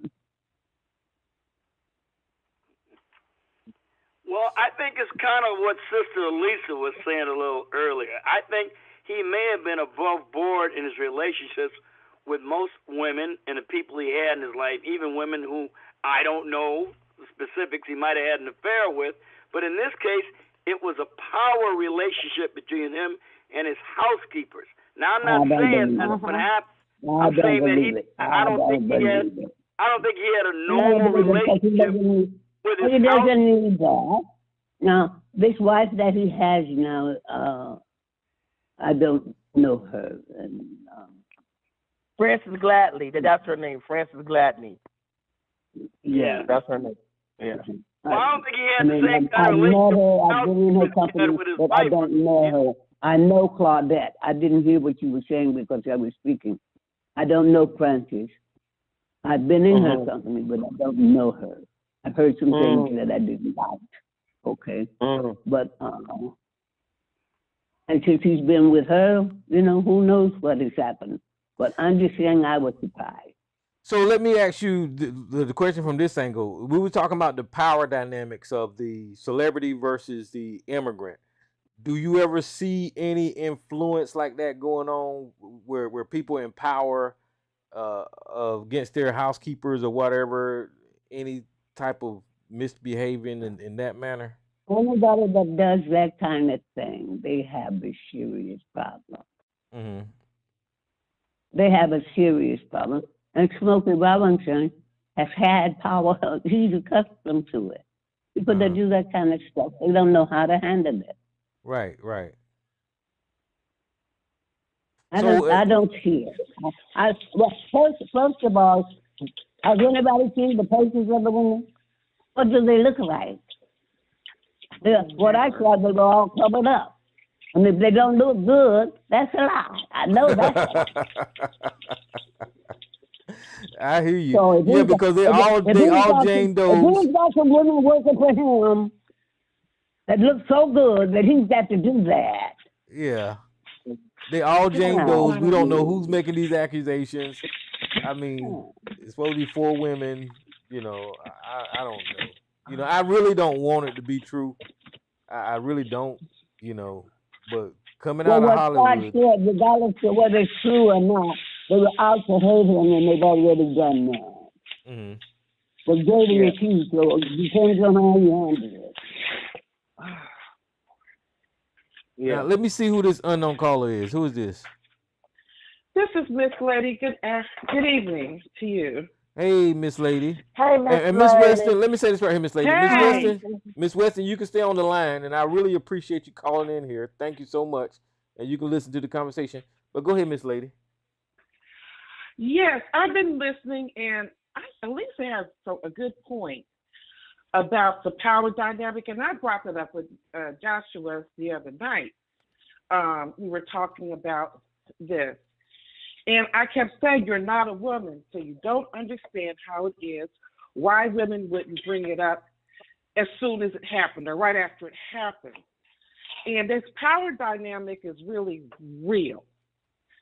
And I mean, if you're in a wealthy man's home, sometimes they start really believing that they are real kings of castles. Like, you're in my mansion, you're in my very expensive house, and I have power, and I can control what goes on in here. That's real. And so nothing surprises me to hear those kind of allegations. Now, if it happened to the extent that they happened, who knows? You know, who knows? There'll be, you know, I guess she'll have to present some evidence, whatever it may be, and we shall see. But nothing surprises me at all. It has nothing to do with how a woman looks. Sexual assault has nothing whatsoever at the end of the day to if the woman's attractive or not. If a man wants to assault a person, he's going to assault a person. If he wants to have sex with a person, he's going to have sex with her. Look at Arnold Schwarzenegger. He had a child with his housekeeper. Now, it doesn't seem, it seems like it was mutual, but she wasn't Miss America looking at all. She showed what his wife looked 10 times, that Kennedy, not Kennedy, forget her last name, but looked 10 times better than their housekeeper, so it's not about looks. It's not at all about looks. And he's in his estate, and somehow with those housekeepers, and like she was Hispanic. I think is this lady that's accused of Smokey Robinson, is she Hispanic as well? Was she illegal? Was her family depending on her check? Did he, was there some implied kind of threats? Like, we'll be turning you in. And I know about your family members working because you've been my housekeeper and they had such and such a restaurant or cleaning this all y'all are going back. I mean, people with power can act really inappropriate at times and very unkind. Yeah. And so I'm not saying he did, but if he did do it, I wouldn't be surprised at all. At all. I wasn't surprised. I wasn't surprised at all. And he was on drugs. I saw him testify at a church years ago. He was so far gone, he said his weight dropped down. He was on that crack to 120 pounds. And he claimed that, what's his name?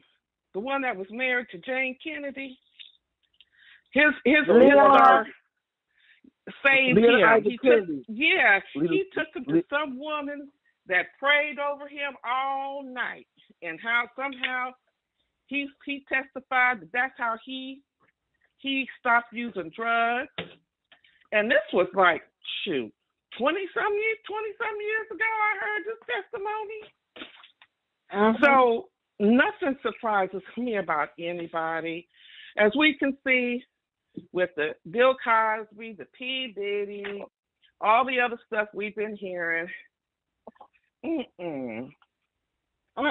Nope. And then Miss Lady, his, because she was on tour, I think it was in the past few years, and his performance is just touching all over himself, and you know. Yeah, he's been acting bizarre. He's been acting real bizarre in the past, like 5-6 years, extra bizarre, and people was like, somebody go get him.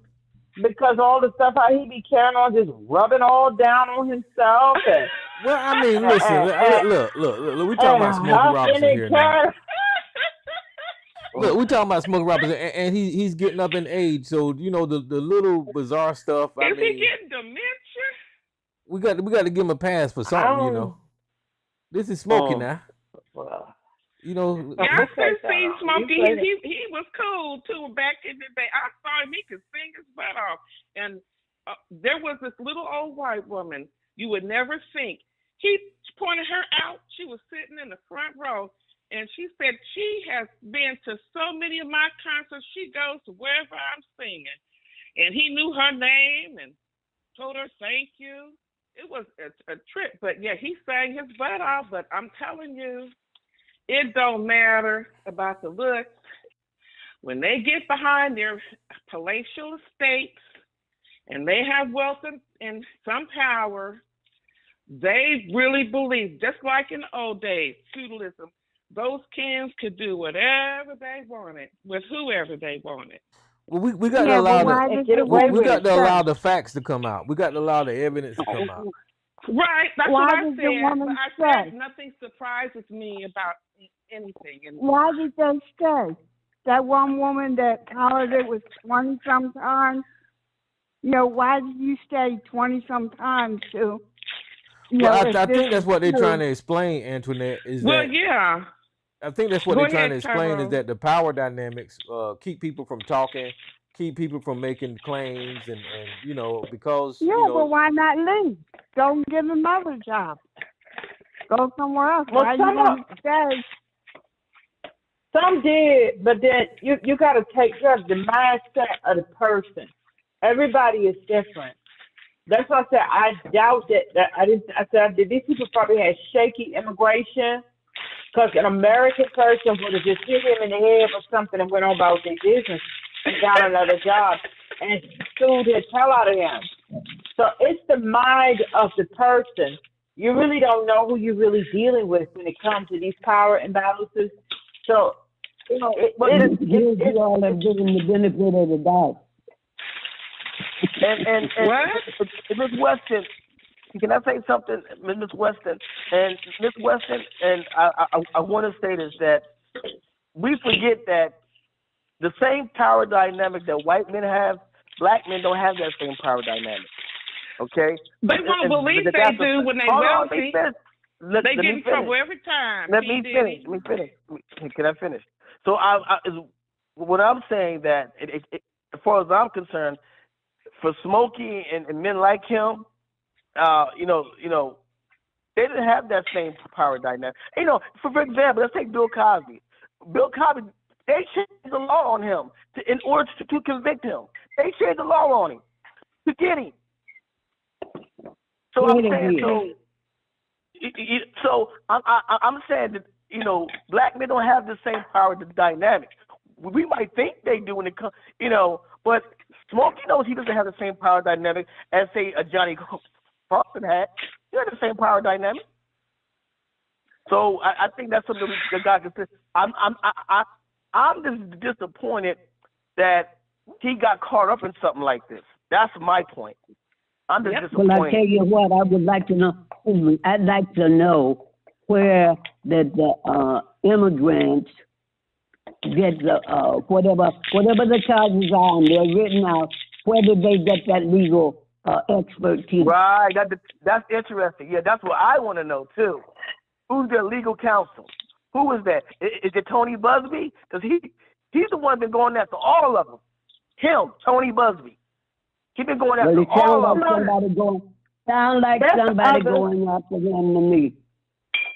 I said again, Ms. Weston. It's plenty of lawyers out here that do that. Well, Cat Williams said it's the year of revelation. He was trying to tell it sure is. Well, let me tell you that. See, they don't want to listen.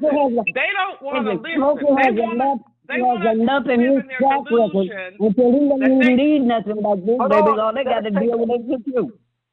If you deal with the truth, he didn't tell you what he had done. He just told you that he'd been a bad boy or whatever. But he's got enough in his track record, and this don't even add up to none of that. Right, yeah. What it's a different situation, but there's still a power dynamic at play. That is some petty shit. That's what it is. But Tyrone, can I speak on the power dynamics that Yeshua? No, black men don't have the same power dynamics. But it's real. As white men, they don't. You're absolutely right. But a lot of times, because they don't, whatever power dynamic they have, they take it out on those that have less, are lesser, and are weaker than them. Baby, that's people that don't know about power. The power is usually green.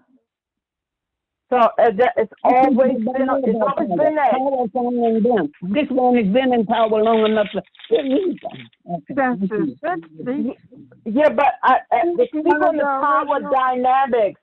But to speak of the power dynamics, just because you're black, you still have power over something. And you're a citizen. You can find power over something, and you can find power over someone.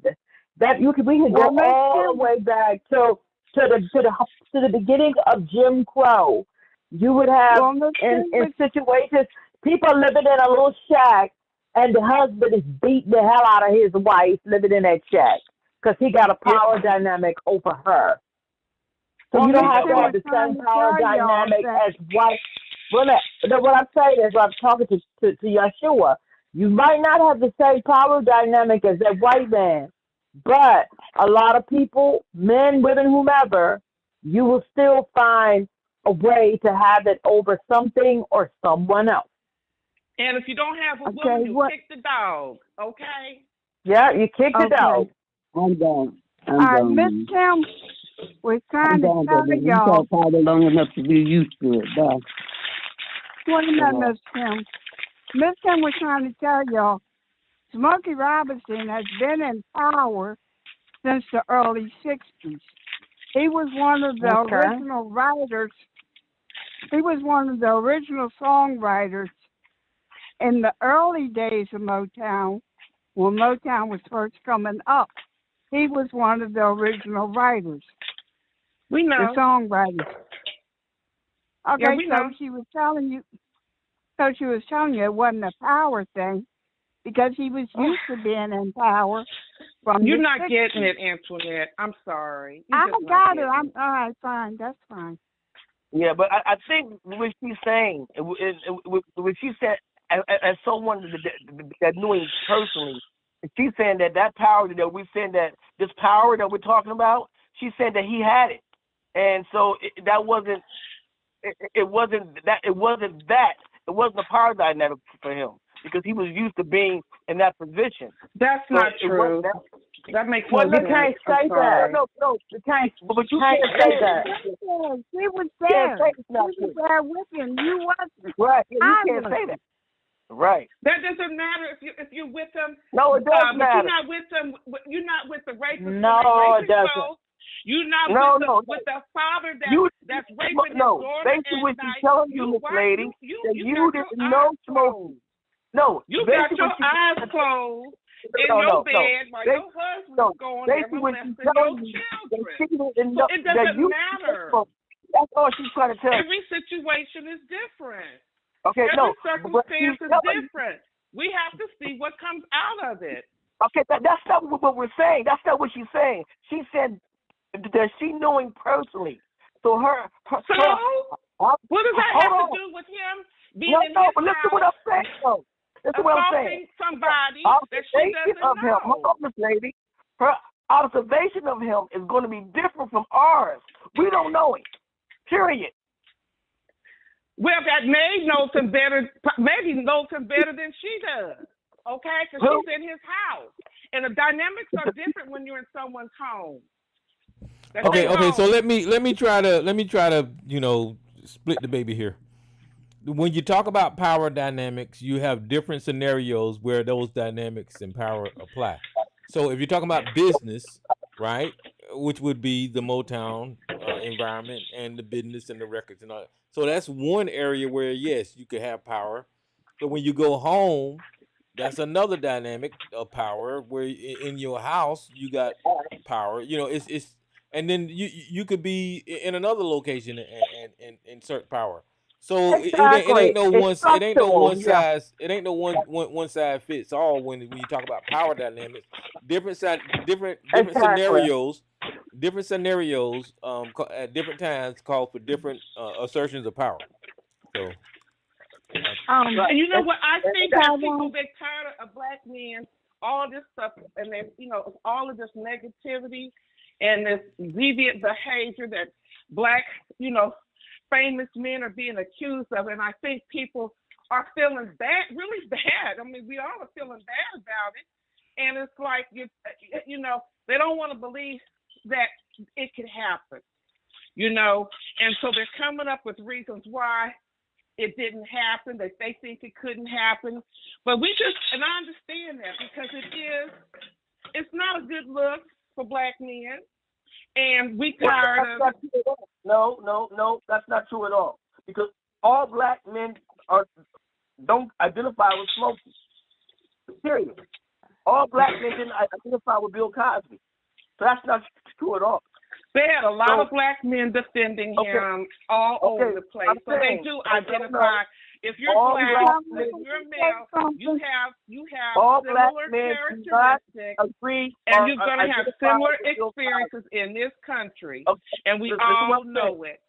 All black men agree. Go ahead, Sister Antoinette. Okay, Miss Kim left a message. She said she did not say that Smokey didn't do it. That Smokey did or didn't do it. We didn't say he did. Does not. Excuse me, Miss Lady. She said she didn't know, and what hurts her is that we are all so quick to demonize our own, to go against black people. And Tyrone, Miss Kim did a show with Bill Cosby. It's on YouTube. It's the Green-Eyed Monster. It was from the original Bill Cosby show from back in the 70s. Okay. Nobody's demonizing anybody. That's a mischaracterization. Look, I just gave you a message. That's all. Okay? I know, but I'm just repeating. Nobody's doing that. We all have said we have to wait until the facts come out. There's going to probably be a trial, or maybe they'll settle. We don't know. Nobody's claiming what we said. I said nothing surprises me about anything anymore. That's what I feel. Yeah. And Miss Lady, can I say this? She did say that she didn't know whether you're absolutely right, and she's absolutely right. Because she said, only thing she said was she was surprised to hear this because she knew him. And I understand that. You would be very surprised with someone that you know personally when they are accused of things. So I understand that. She said she was surprised. She didn't say he did or he didn't. She just said that she was surprised.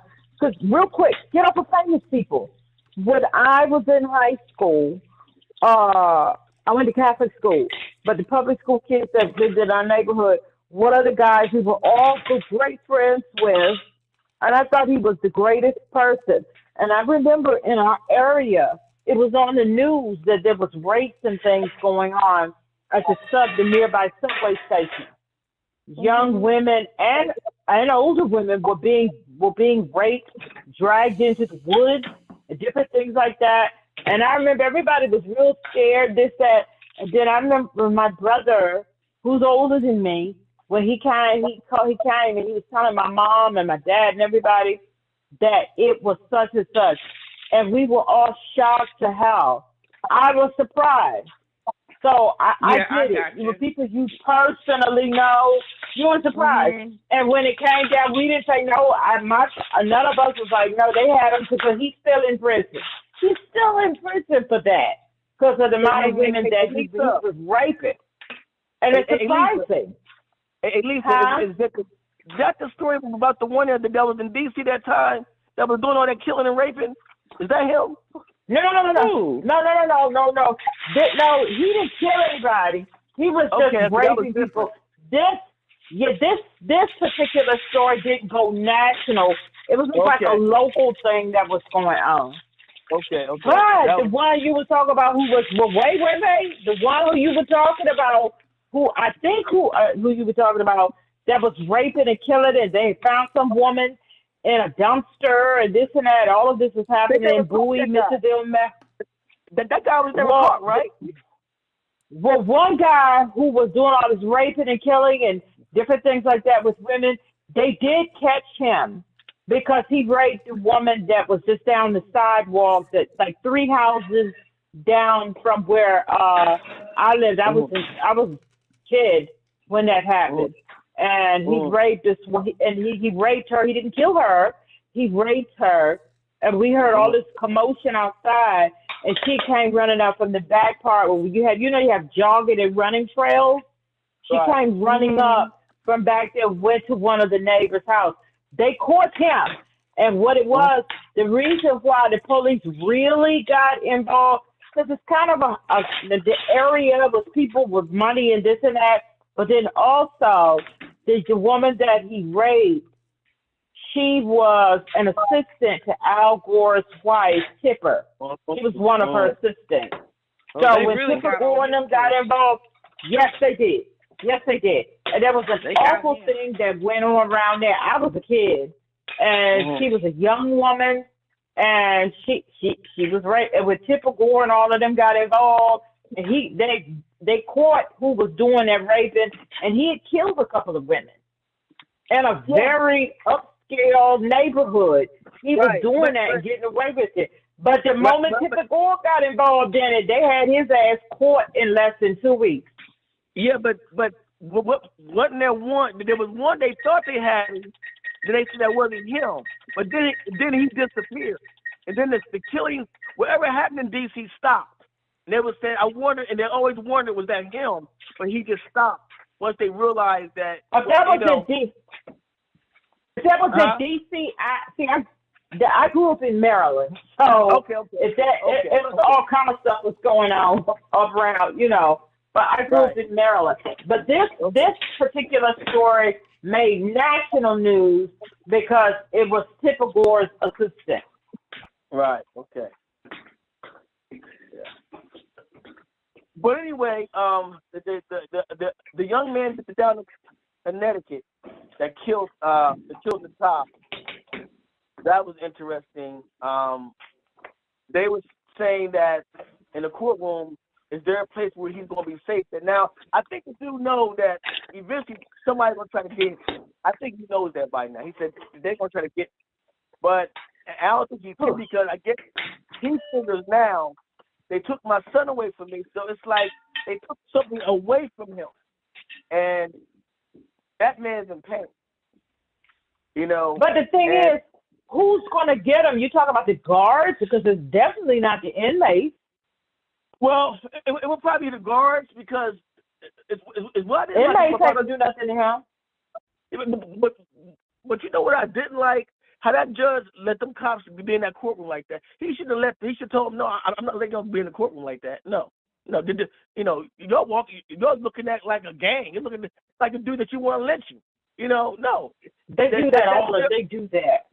Yeah. When one of them get killed, they all show up like a big group. That's not new. That's not new. But I'm saying, but inside the courtroom, there was some old police officers said that they said that he shouldn't allow them to do that. He should. I mean, they can be outside standing like that, but to be in the courtroom like that, he said they shouldn't allow that. The judge should. Yeah, they should have allowed. I agree. Yeah. The judge shouldn't have allowed that. But Yeah. I haven't. That's another one that I haven't been following because I don't want these things because it's just these things with the police and stuff and with our community. I don't want them to start ratcheting back up because Trump already said what he was going to do. We was trying to tell people who was in between or who they're going to vote for that we can't let this man get in office because it's going to make this situation with the police, the Justice Department is going to be crap. So the federal laws the federal cases and things that people are expecting, you're with Pam Bondi and them, you're not going to, whoever he appoint, and I'll be damned. Tyrone is not on the phone because you too, Joshua, when you was talking about Cornel West and stuff, and we was like, we can't play with this election. We cannot play with this election. Look at the Justice Department. They're going to find ways not to prosecute these people on federal cases. Well, they're going to find ways. Is exactly what. Where's Tyrone? Where you at? Because we were talking about this. I'm here. Yeah. Well, we were talking about how things was going to turn out on the federal level with these police and stuff that Trump was talking about. Right. And here we are. And when people were talking about Cornel West, that was you, Joshua. You know what? And guess what? It's unfortunate that he wasn't on the ballot here in Delaware. He wasn't even on the ballot. So he wasn't on the ballot either. So that got scratched.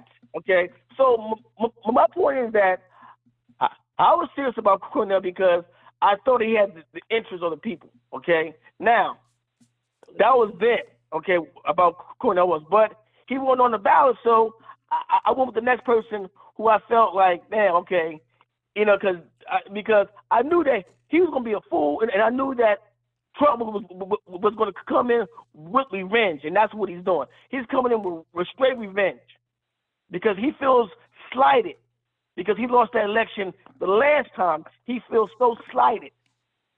You know what I'm saying? But he had said when he was running, he was going to give the police full powers to do this. He's going to bring back stop and frisk. And everybody was saying we can't play around with that. We can't screw the Cornells, screw the looking at the other people, the Jill Steins, because they're telling who he's going to appoint to the Justice Department. And just what we said, me and Tyrone and some of the others, it's came to fruition. Yeah. Am I right, Tyrone?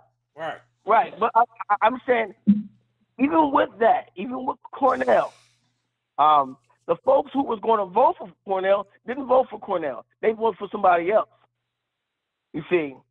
Well, the point is the somebody else that you voted for wasn't Kamala Harris. No, it was no. Again, that's the point. They voted for Kamala Harris. That's what they did. Yeah, they wasn't stupid. Because he wasn't on the ballot. But if he was on the ballot, a lot of stupid black people would have voted for him. Just like what you just said, Joshua, you said he wasn't on the ballot there, so you went with another choice. Who's that other choice? You ain't got to tell me, but who's the other choice? And that other choice was a vote for Donald Trump because you didn't vote for Kamala Harris. You get what I'm saying? No, but how you know I didn't vote for Kamala Harris? How you know? Well, I'm assuming that you did because you said you went with somebody else. No. Again, how you know I didn't vote for Kamala Harris? Well, for one, you said you weren't going to vote for her. Matter of fact, I think I stated at one time that I probably did vote for her. I think I did say that on ABC show a while back. That is new because you were so adamant and not voting. So that's what I'm saying. The folks, who said they were going to vote for Cornel, they probably didn't vote for Cornel. They vote for Harris. I guarantee that. They vote for Harris. Because nobody at all. No. Nobody at all. No, the campaign against Harris that I heard from folks like yourself and people that was going to vote down ballot and other candidates, there was nowhere in the world that they were going to turn around and support Harris, man. There was no way. No, they voted for Harris. And believe me, they both Harris won Delaware, bro. So that was not the question. Well, we knew she was going to win Delaware, but that wasn't the point. It was too many of our people. It was too many of our. Well, we knew she was going to take Delaware, was going to go blue, just like Maryland was going to go blue. But the thing is, it was too many people playing around with this election, hearing the things that was coming out of that man's mouth, and here we are. It's here. We're here now. Look at the Justice Department. People talk about, well, they'd be prosecuted on the federal level. What federal level? That Pam Bondi and them is in charge of that. Ain't gonna be no federal level. I don't think that she lost based on votes. Okay, I don't think. Matter of fact, we were shocked here in Delaware that he won Pennsylvania. That was weird to us. Like, how in the hell did he win Pennsylvania? That was well, shocking. Listen, the whole point is the whole demonization agenda of Kamala Harris, her locking up black men, her sleeping with Willie Brown, her not caring about black people, her not promoting reparations, all of that shit that people was promoting, man. That demonized that woman to enough voters didn't come out and vote for, you know? Right. Yeah, now that's demonization, Tyrone, if you want to talk about it. That was very serious for the country. But the thing is that I believe she still would have lost. I don't know why I was thinking that. I said she's still going to lose because I always thought that they cheated myself. That's my personal opinion. I thought Donald Trump and them cheated.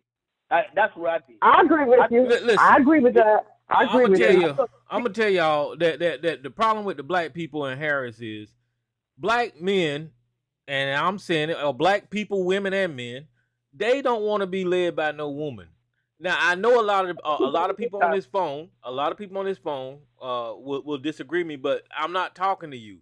I'm talking about the mentality of our country, our community can't see a woman in charge. And I'm looking at the responses before Kamala Harris got in the office, how black people would say, I can't trust a woman leader or whatever. And I'm like, okay, well, this stuff runs deep, you know, and people just didn't get over the fact that a woman can be in charge.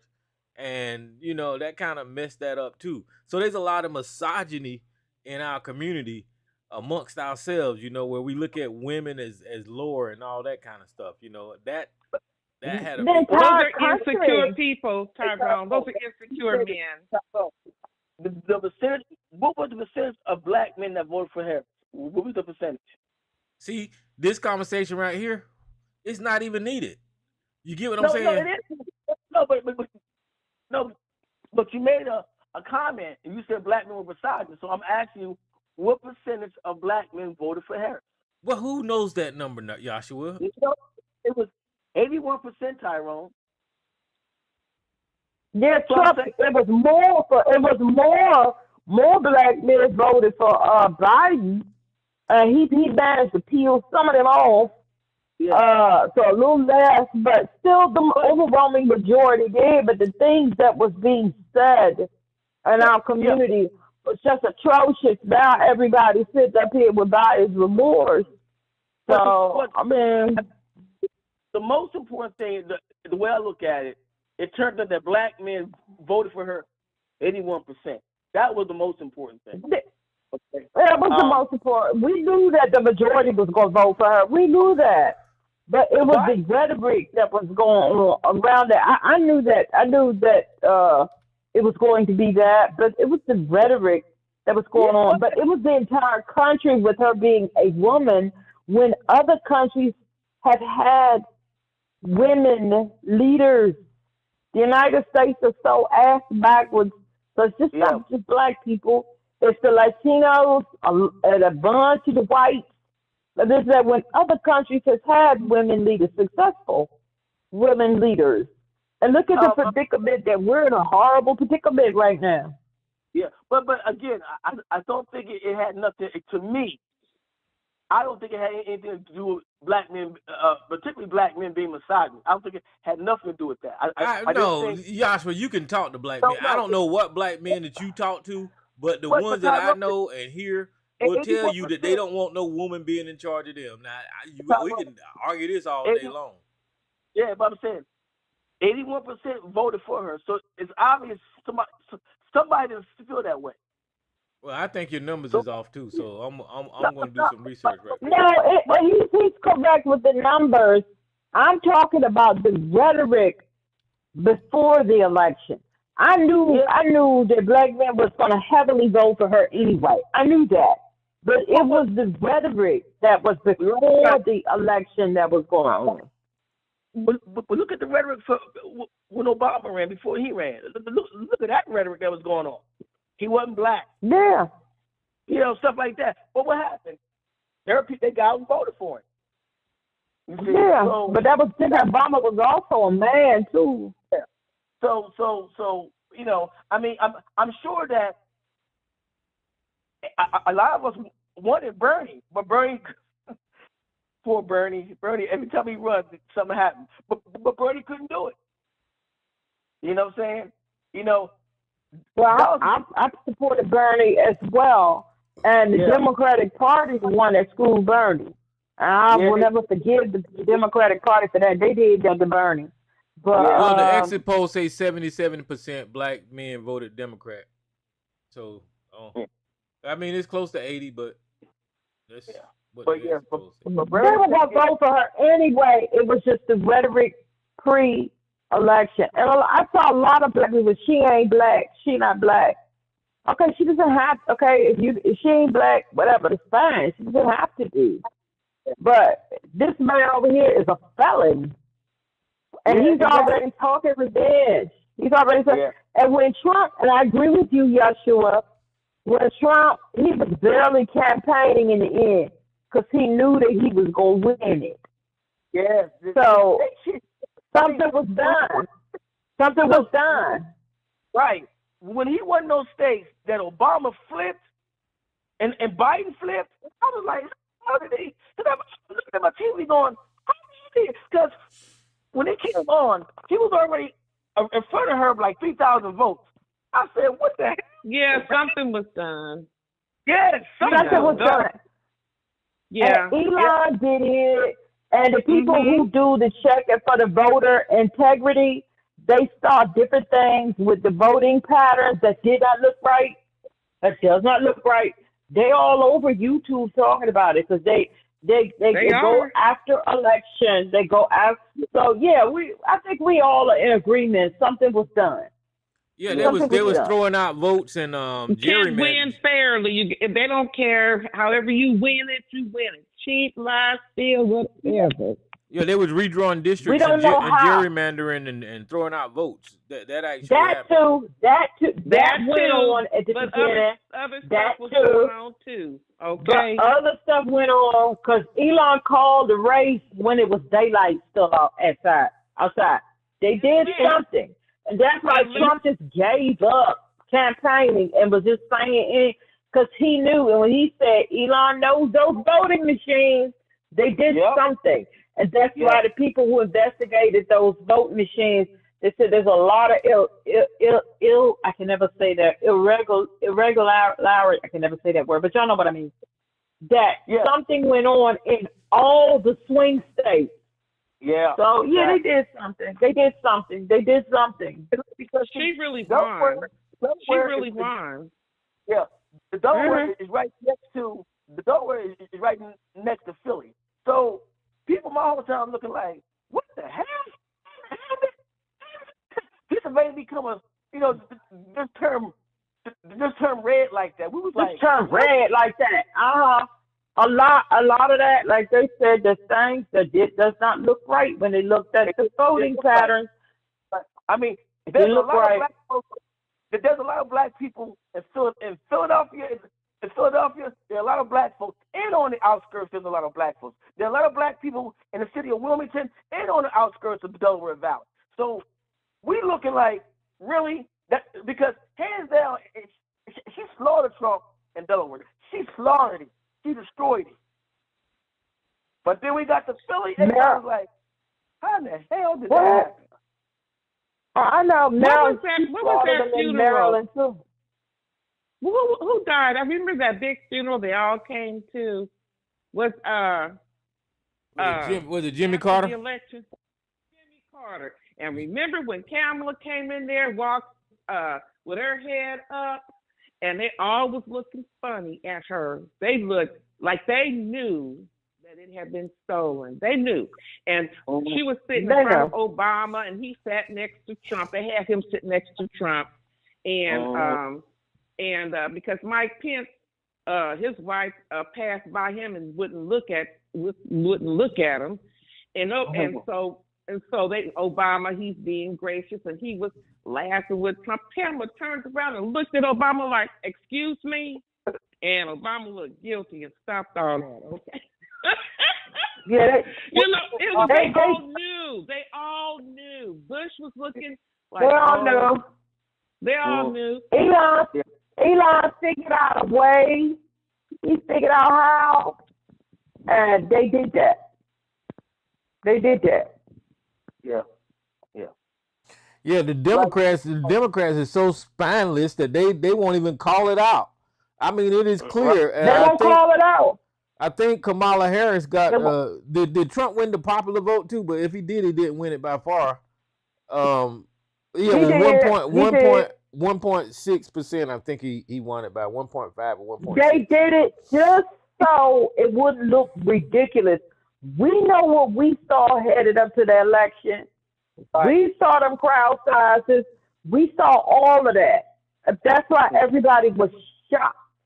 They did something. Elon's son told on them when they had a press conference that that's something we did. That I think I have to pull that back up. You mean that he did it at one of the press conference. Yeah, Elon figured it out. He figured it out how to do it. And I think the administration, Biden and them, they all, because the voter integrity people, they talking about some of this stuff don't make no sense.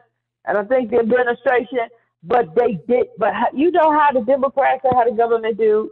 They don't want a big hoo-ha, so we'll just let this be. No, you're not supposed to just let it be. There's a white woman. I wonder who helped Elon do it. What technical people or person? There's a white woman on YouTube who made a statement. She was like, they blamed us for this election that she lost. She said, white women, she said, we were just as shocked as you guys were. Like, how the hell did he win these swing states when the white women said that? All of them. No, that's what she said. We didn't vote for him. That was a lie. Now, that's what she said. Now, do I believe her? Yeah. But she said that a lot of white women vote for him. I believe her. I believe it. He won all the swing states. None of it doesn't make. And then when they was looking at the undercard, the Democrats won, the governors, the this, the that. But then at the top, and they said it was just a lot of it just didn't add up. And they was looking at the numbers from certain areas, and they said it was just like a rush of votes. He figured it out. It out, Elon, and that's why Trump said, Elon knows those voting machines with his big mouth. He ain't supposed to be saying stuff like that. He knows those machines. Yeah, they did that. And I think common sense tells us that they did that. But, I mean, if the people at the top and in power don't do nothing about it, what, you know. Yeah, and just think of this.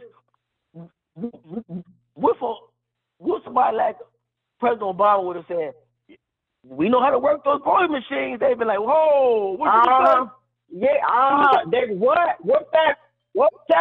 lost their mind. They did investigate and they put the truth out there if they did that. And we know it.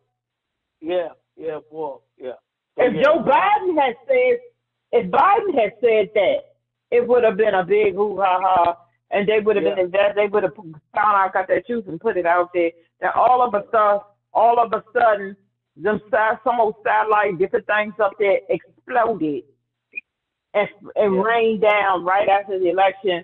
So I mean, they we don't know how.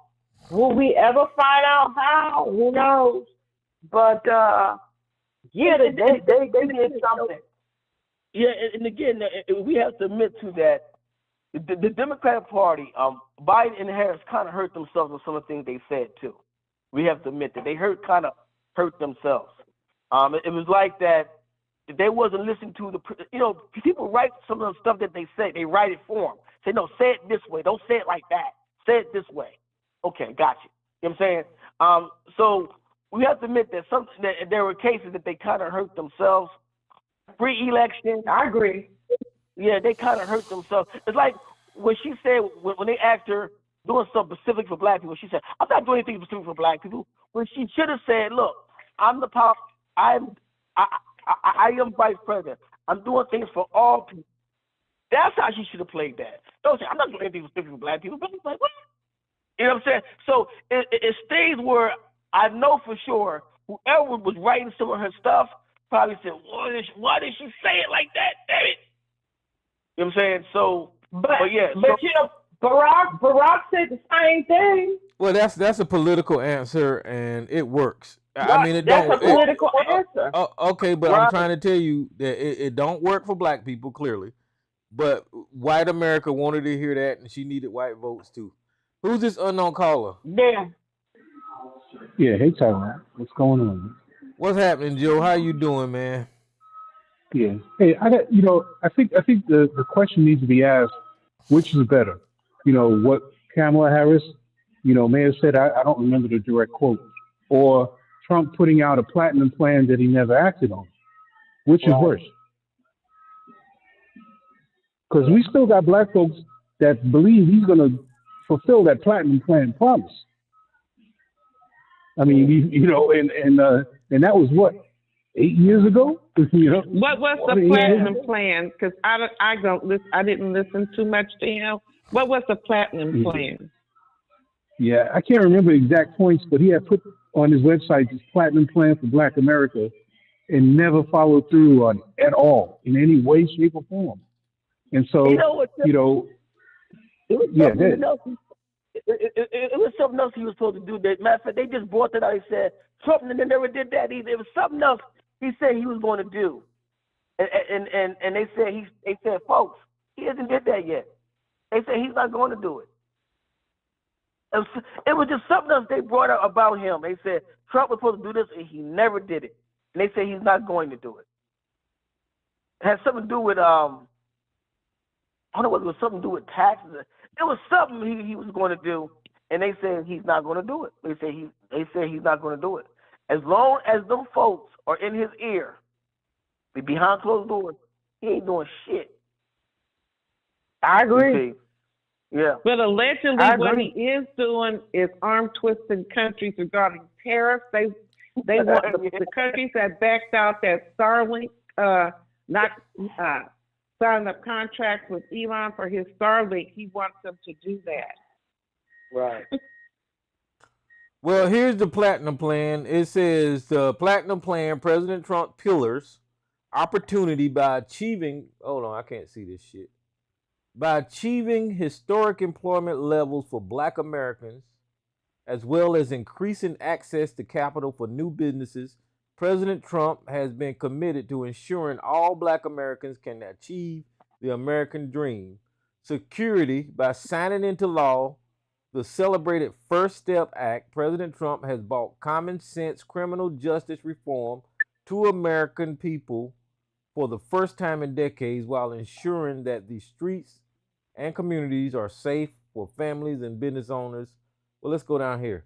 President Trump promised to Black America for over 4 years, 3 million new jobs for the Black community, creating 500,000 new Black-owned businesses, increase access to capital in Black communities by almost $5 billion, safe urban communities and neighborhoods with the highest policing standards, committed to working on the Second Step Act, access to better education, jobs, and training opportunities, give Black churches the ability to compete for federal resources in their community, bring better and tailored health care to address historic disparities, immigration policies that protect American jobs, advance home ownership opportunities, and enhance financial literacy, in black communities, onshoring manufacturing to advance jobs and development opportunities for black-owned businesses. And it goes on and on and on, which is all lies. So that didn't never happen.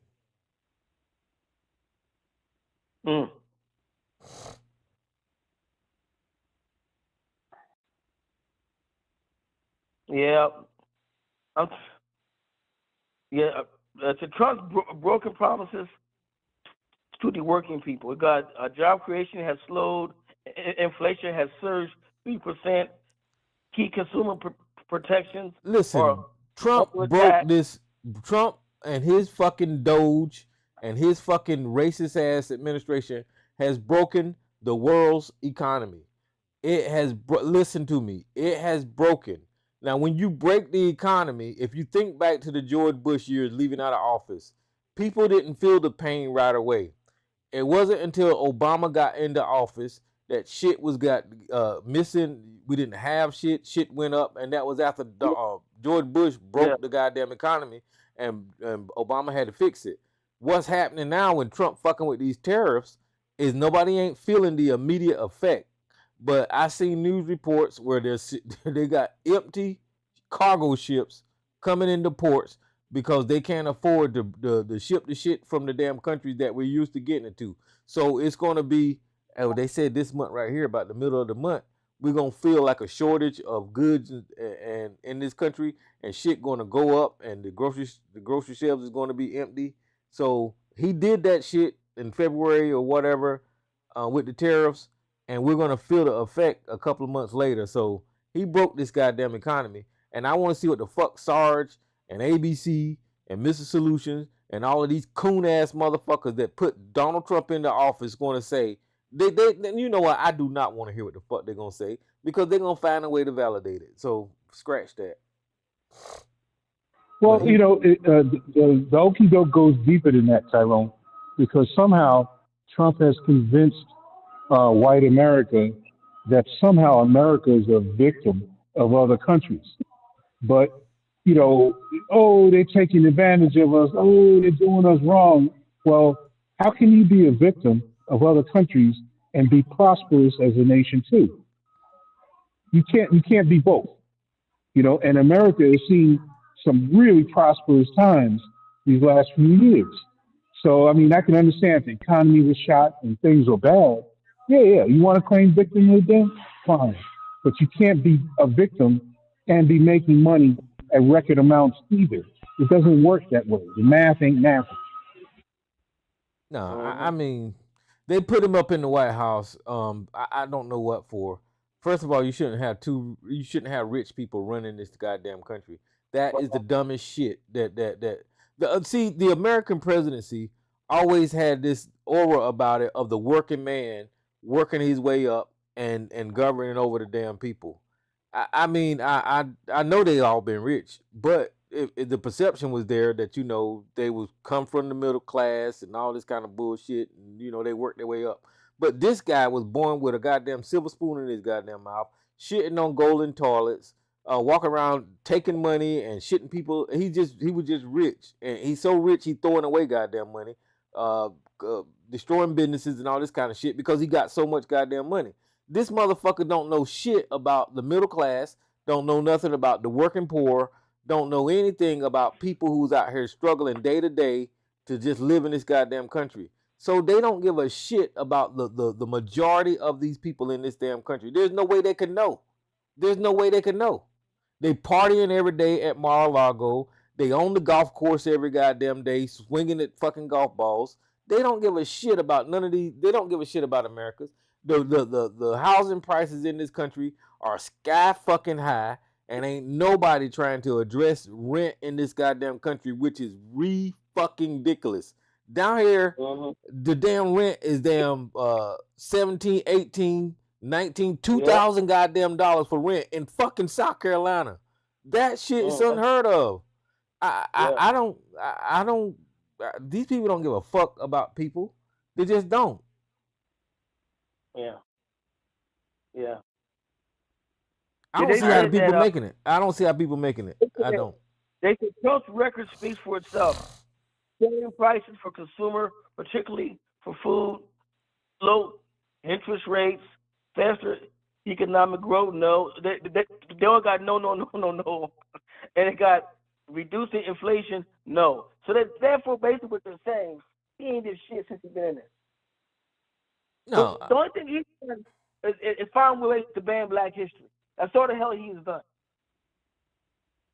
That's it. We're sure gonna ban that Black history though. Cause them Black people they be telling the truth.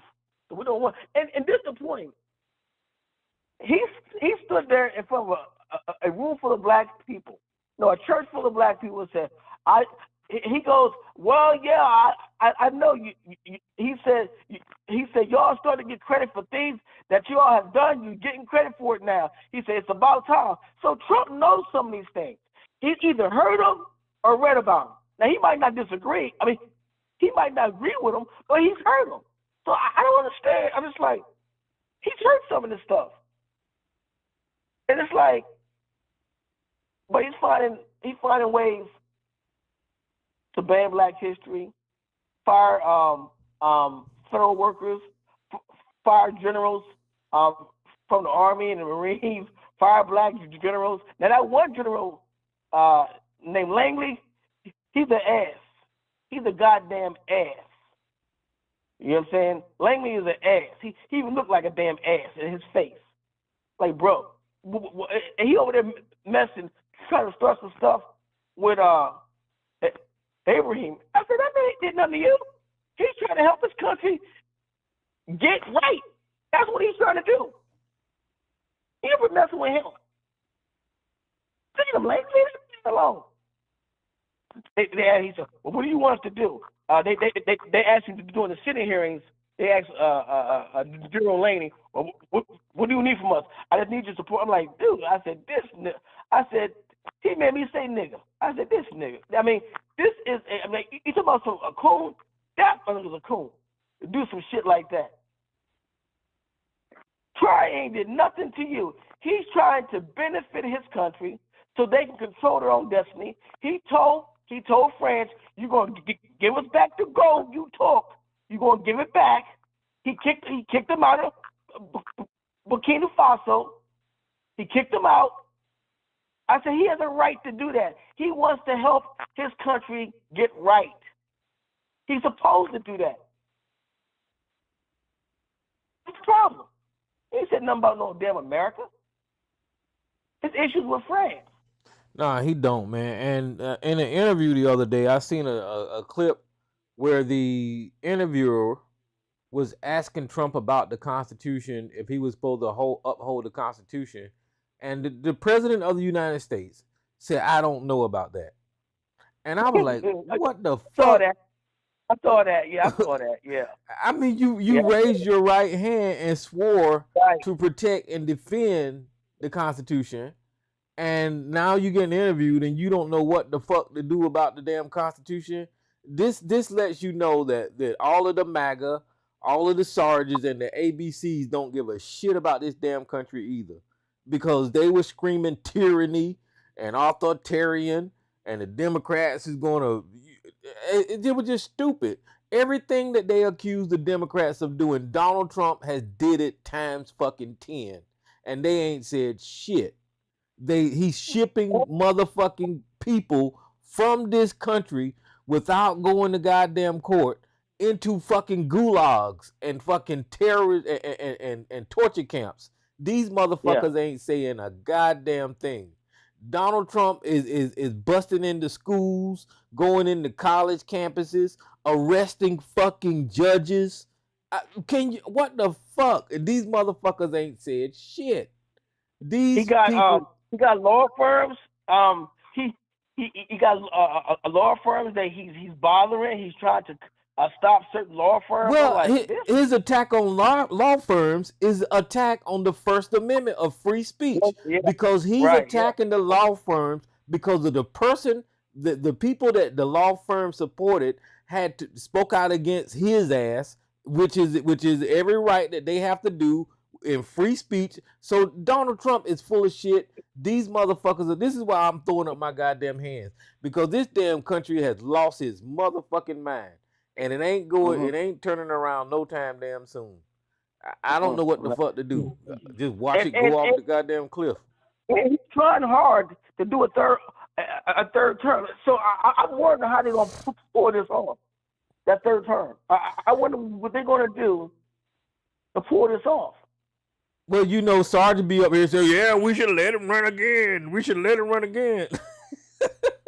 Now, Tyrone, according to Sergeant ADC, the Democrats want to take away your guns, indoctrinate you to Marxist-Leninist ways, while they are turning you gay.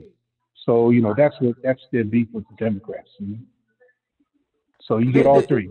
No guns, Marxist-Leninist. Minded with what I say. I never said no fucking shit anywhere near like that. This is the crazy shit.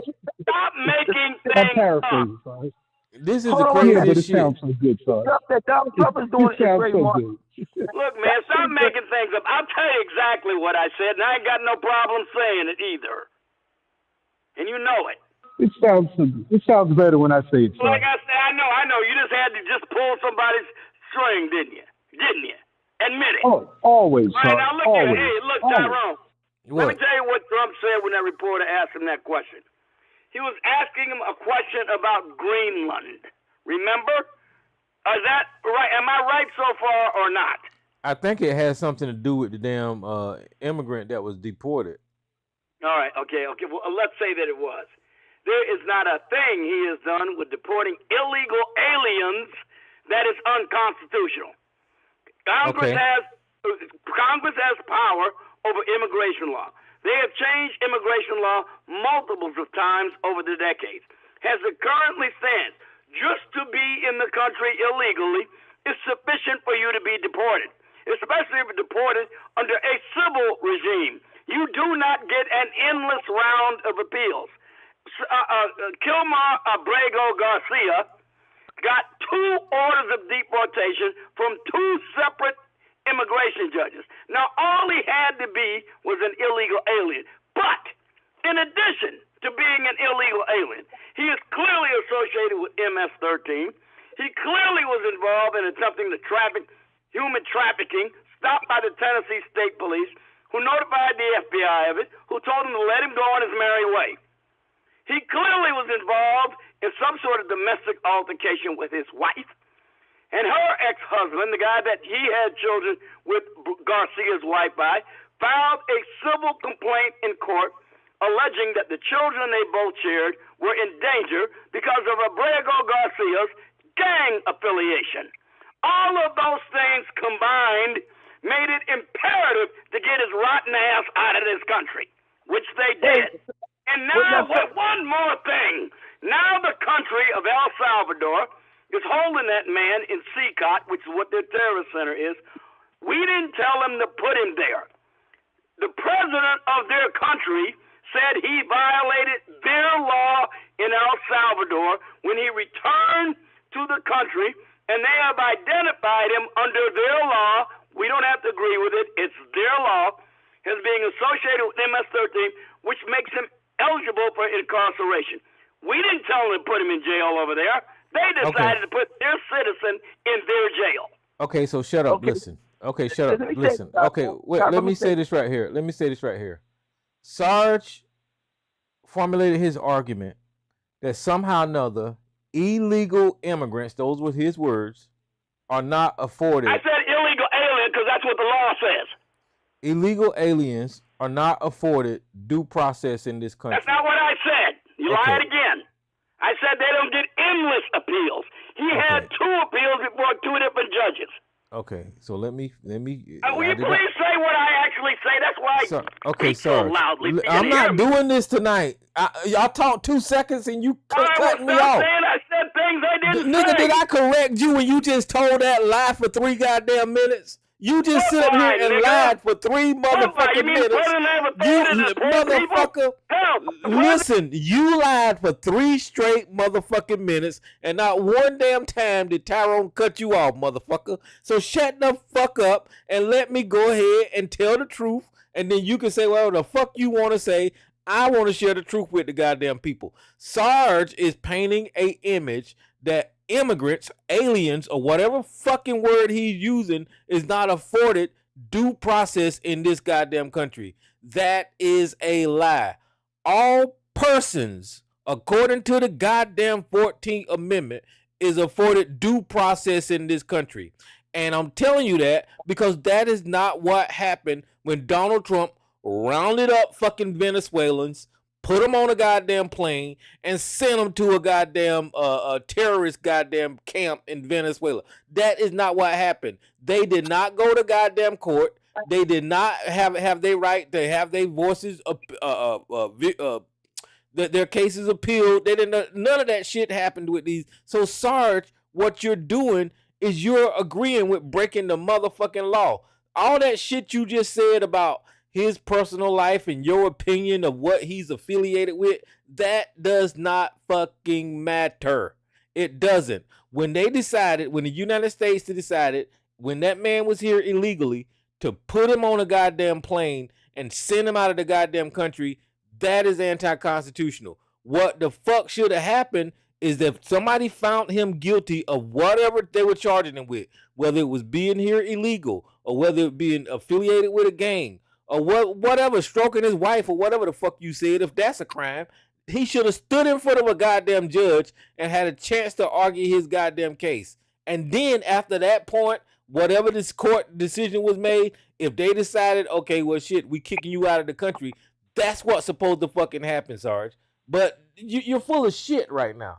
God damn, you can respond and then after you due process shut the fuck not up. do anyone in a civil matter, you goddamn idiot. Oh, shut the fuck up. The people who are due substantive due process are in a criminal offense. So I want the 14. Deported under civil auspices of immigration law. You do not get endless appeals. What does the 14th Amendment say? Nigga, what did I just say? What did the 14th Amendment say? That deals with substantive due process. What did the 14th Amendment say? You read up on some Supreme Court cases. You know what? I'm not gonna argue with you. I'm gonna show this to you. I swear to God, man, you just love being ignorant. Listen, right here. It says the 14th Amendment due process clause guarantees all persons, including immigrants, fair treatment and legal hearings when their freedom is at risk. That's now you can shut the fuck up. Shit up. I ain't made shit up. I'll read it to you, nigga, because I'm looking at it right goddamn it now. Okay, I'm not listen. I won't try to get it. I won't try to get into this. Shut the fuck up. I won't make shit up. Okay, I won't try to get into this with you. I was gonna let Mama's boy go ahead and get in here. Cause I ain't finna argue with your stupid ass. No, you need to let me answer the lie you said about me, nigga. Then you can let Mama's boy come on. No. Let me see what I got to say first. This motherfucker always got to lie about me. Let me say this. Hold on, let me say this.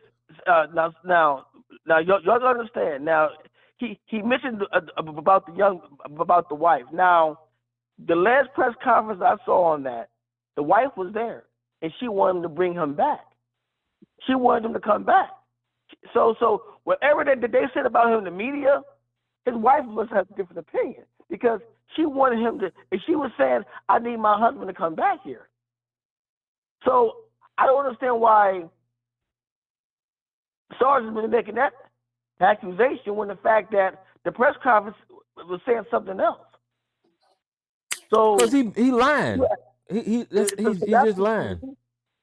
Mark, we can go here. I'm about to go to bed anyway because I got to get once again, the lawyer for Garcia at his first immigration hearing in 2019, his goddamn lawyer, Tyrone, said he was an illegal alien subject for deportation. But the reason the United States should not deport him is because he was in danger of being physically harmed or murdered by the rival gang he'd been waging terrorist activities against.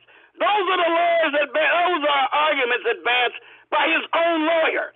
So therefore, based on that and that alone, that was the only thing that kept him from being deported and got him granted an order of withholding for deportation.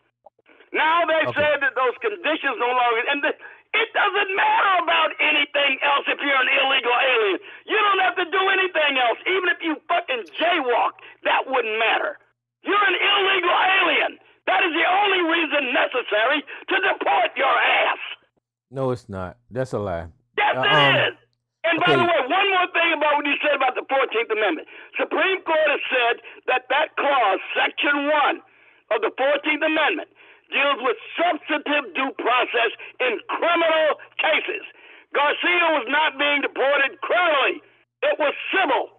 It didn't apply to him, not substantive due process with endless amounts of appeals. Mm-hmm. Now, what I'm going to do, you know what I hear, y'all? This is what I hear from Sarge. They're eating the dogs, the people that came in. They're eating the cats. They're eating the pets of the people that live there. All right, mama's boy. Go ahead. Tyrone. Same old bullshit from the same old lousy nigga. Well, first thing I wanted to say is that Abrego Garcia is in a minimum security jail in El Salvador. They took him out of that hard-ass jail because the president didn't know that Trump would be sending innocent people. He thought he was sending criminals to his jail. He didn't know he'd be sending innocent motherfucking people. And I don't think Trump can send no more people to El Salvador because of that fact.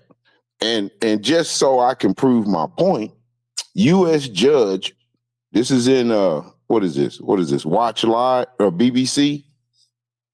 U.S. judge blocks plans to deport migrants to Libya. A U.S. judge in Boston ordered a temporary block on the Trump administration's plan to deport migrants to Libya, saying it would clearly violate, quote unquote, a prior order he made that ensures that the right to due process. The order came after two U.S. officials told BBC partner CBS News that the U.S. may soon start deporting migrants to Libya as part of its crackdown on immigration.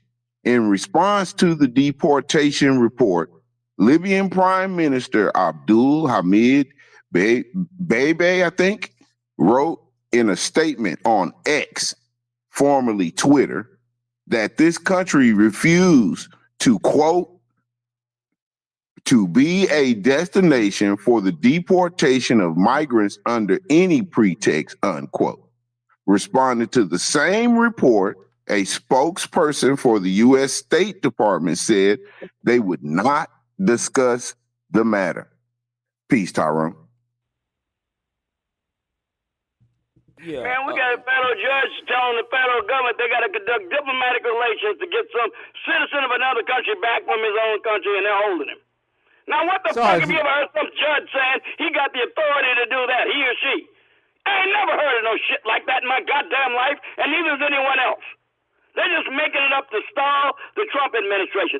All of this will be overturned by a higher court, even if it's the Supreme Court. I can bloody well guarantee you that. And Kristi Noem testified today before Congress, and today, and she said there is no scenario that even if El Salvador, as a sovereign nation, we're going to release him from the maximum security place he's in or a minimum security one, no matter where they are holding him. If they, as a sovereign nation, decide to release him and we facilitate his return to the United States, he will not come back into the country as a free person. He will be detained and then deported somewhere else. He will be sent to another country of his choosing that will accept him, but under no scenario will he return as a free man to the United States. Sarge, listen what you're saying, man. That dude has not committed any crimes in the United States. You are alleging that he's affiliated with a gang. Nobody has even put forth that this dude broke any damn laws. I think somebody the other week said he had a speeding ticket or something, right? So what you're saying, Sarge, right now, as an ex-motherfucking police officer, is that the United States is authorized to lock up somebody who is not guilty of a goddamn. You sound like a goddamn Nazi. You sound like fucking Vladimir Putin. I don't know what the fuck else to. You are voicefully and with your chest saying that this innocent man, when he come back to this country, that your administration has a right to jail him, take away his freedom. You sound, I don't know who the fuck you are, dude. You sound stupid right now, Sarge. You really do. You can scream it as loud as you want to, but you are fucking wrong. Period. You are wrong. Again, one more time, you blockheaded son of a bitch.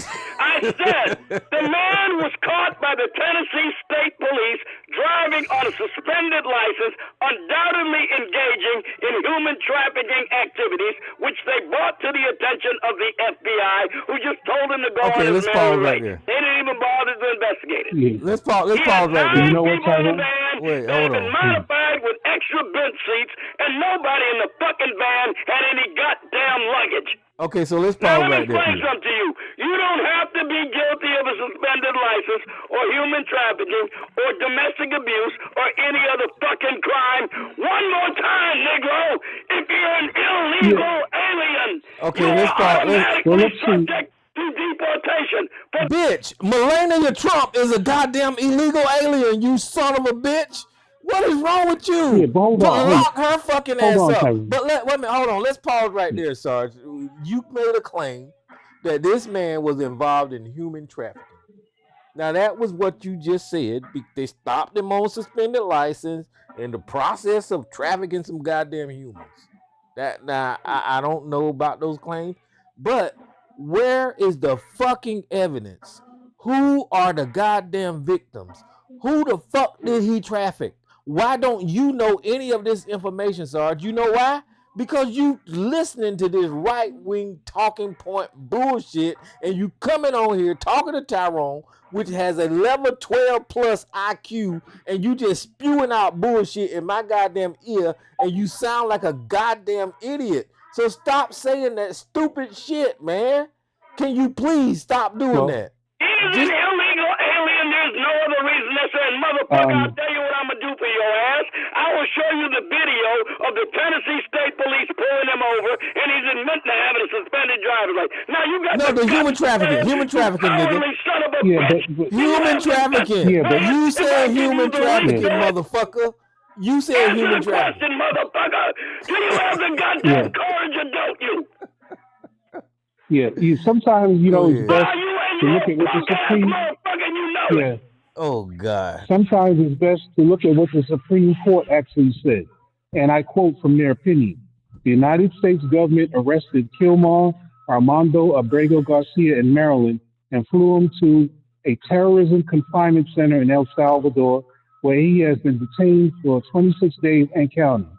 To this day, the government has cited no basis in law for Abrego Garcia's warrantless arrest, his removal to El Salvador, or his confinement in the Salvadoran prison, nor could it. That's what Joe. Justice Sotomayor said. Thank you, Joe. That's it. Now Sarge done said he human traffic. He done got a suspended license. I don't know what the fuck Sarge is making up, coming on here with this bullshit. Nobody believes that shit, nigga. What the fuck is wrong with you? I'm going to put the link to the goddamn video in the chat room, nigga. You're going to be too fucking Tyrone. But I'm going to put it in there, motherfucker, and you better apologize to me if it does show what I said the fuck it says. Yeah, Tyrone, it gets better. She goes on to say, this is Justice Sotomayor. She goes on to say, the government remains bound by an immigration judge's 2019 order expressly prohibiting Abrego Garcia's removal to El Salvador because he had faced a clear probability of future persecution there and demonstrated that El Salvador's authorities were and would be unable or unwilling to protect him. This is a Supreme Court justice, Sarge. Let's see what your gutless ass will do. Now you notice he's not responding to what I just said. That's a direct quote from Justice Sotomayor on her opinion. Remember, that was a 9-0 opinion.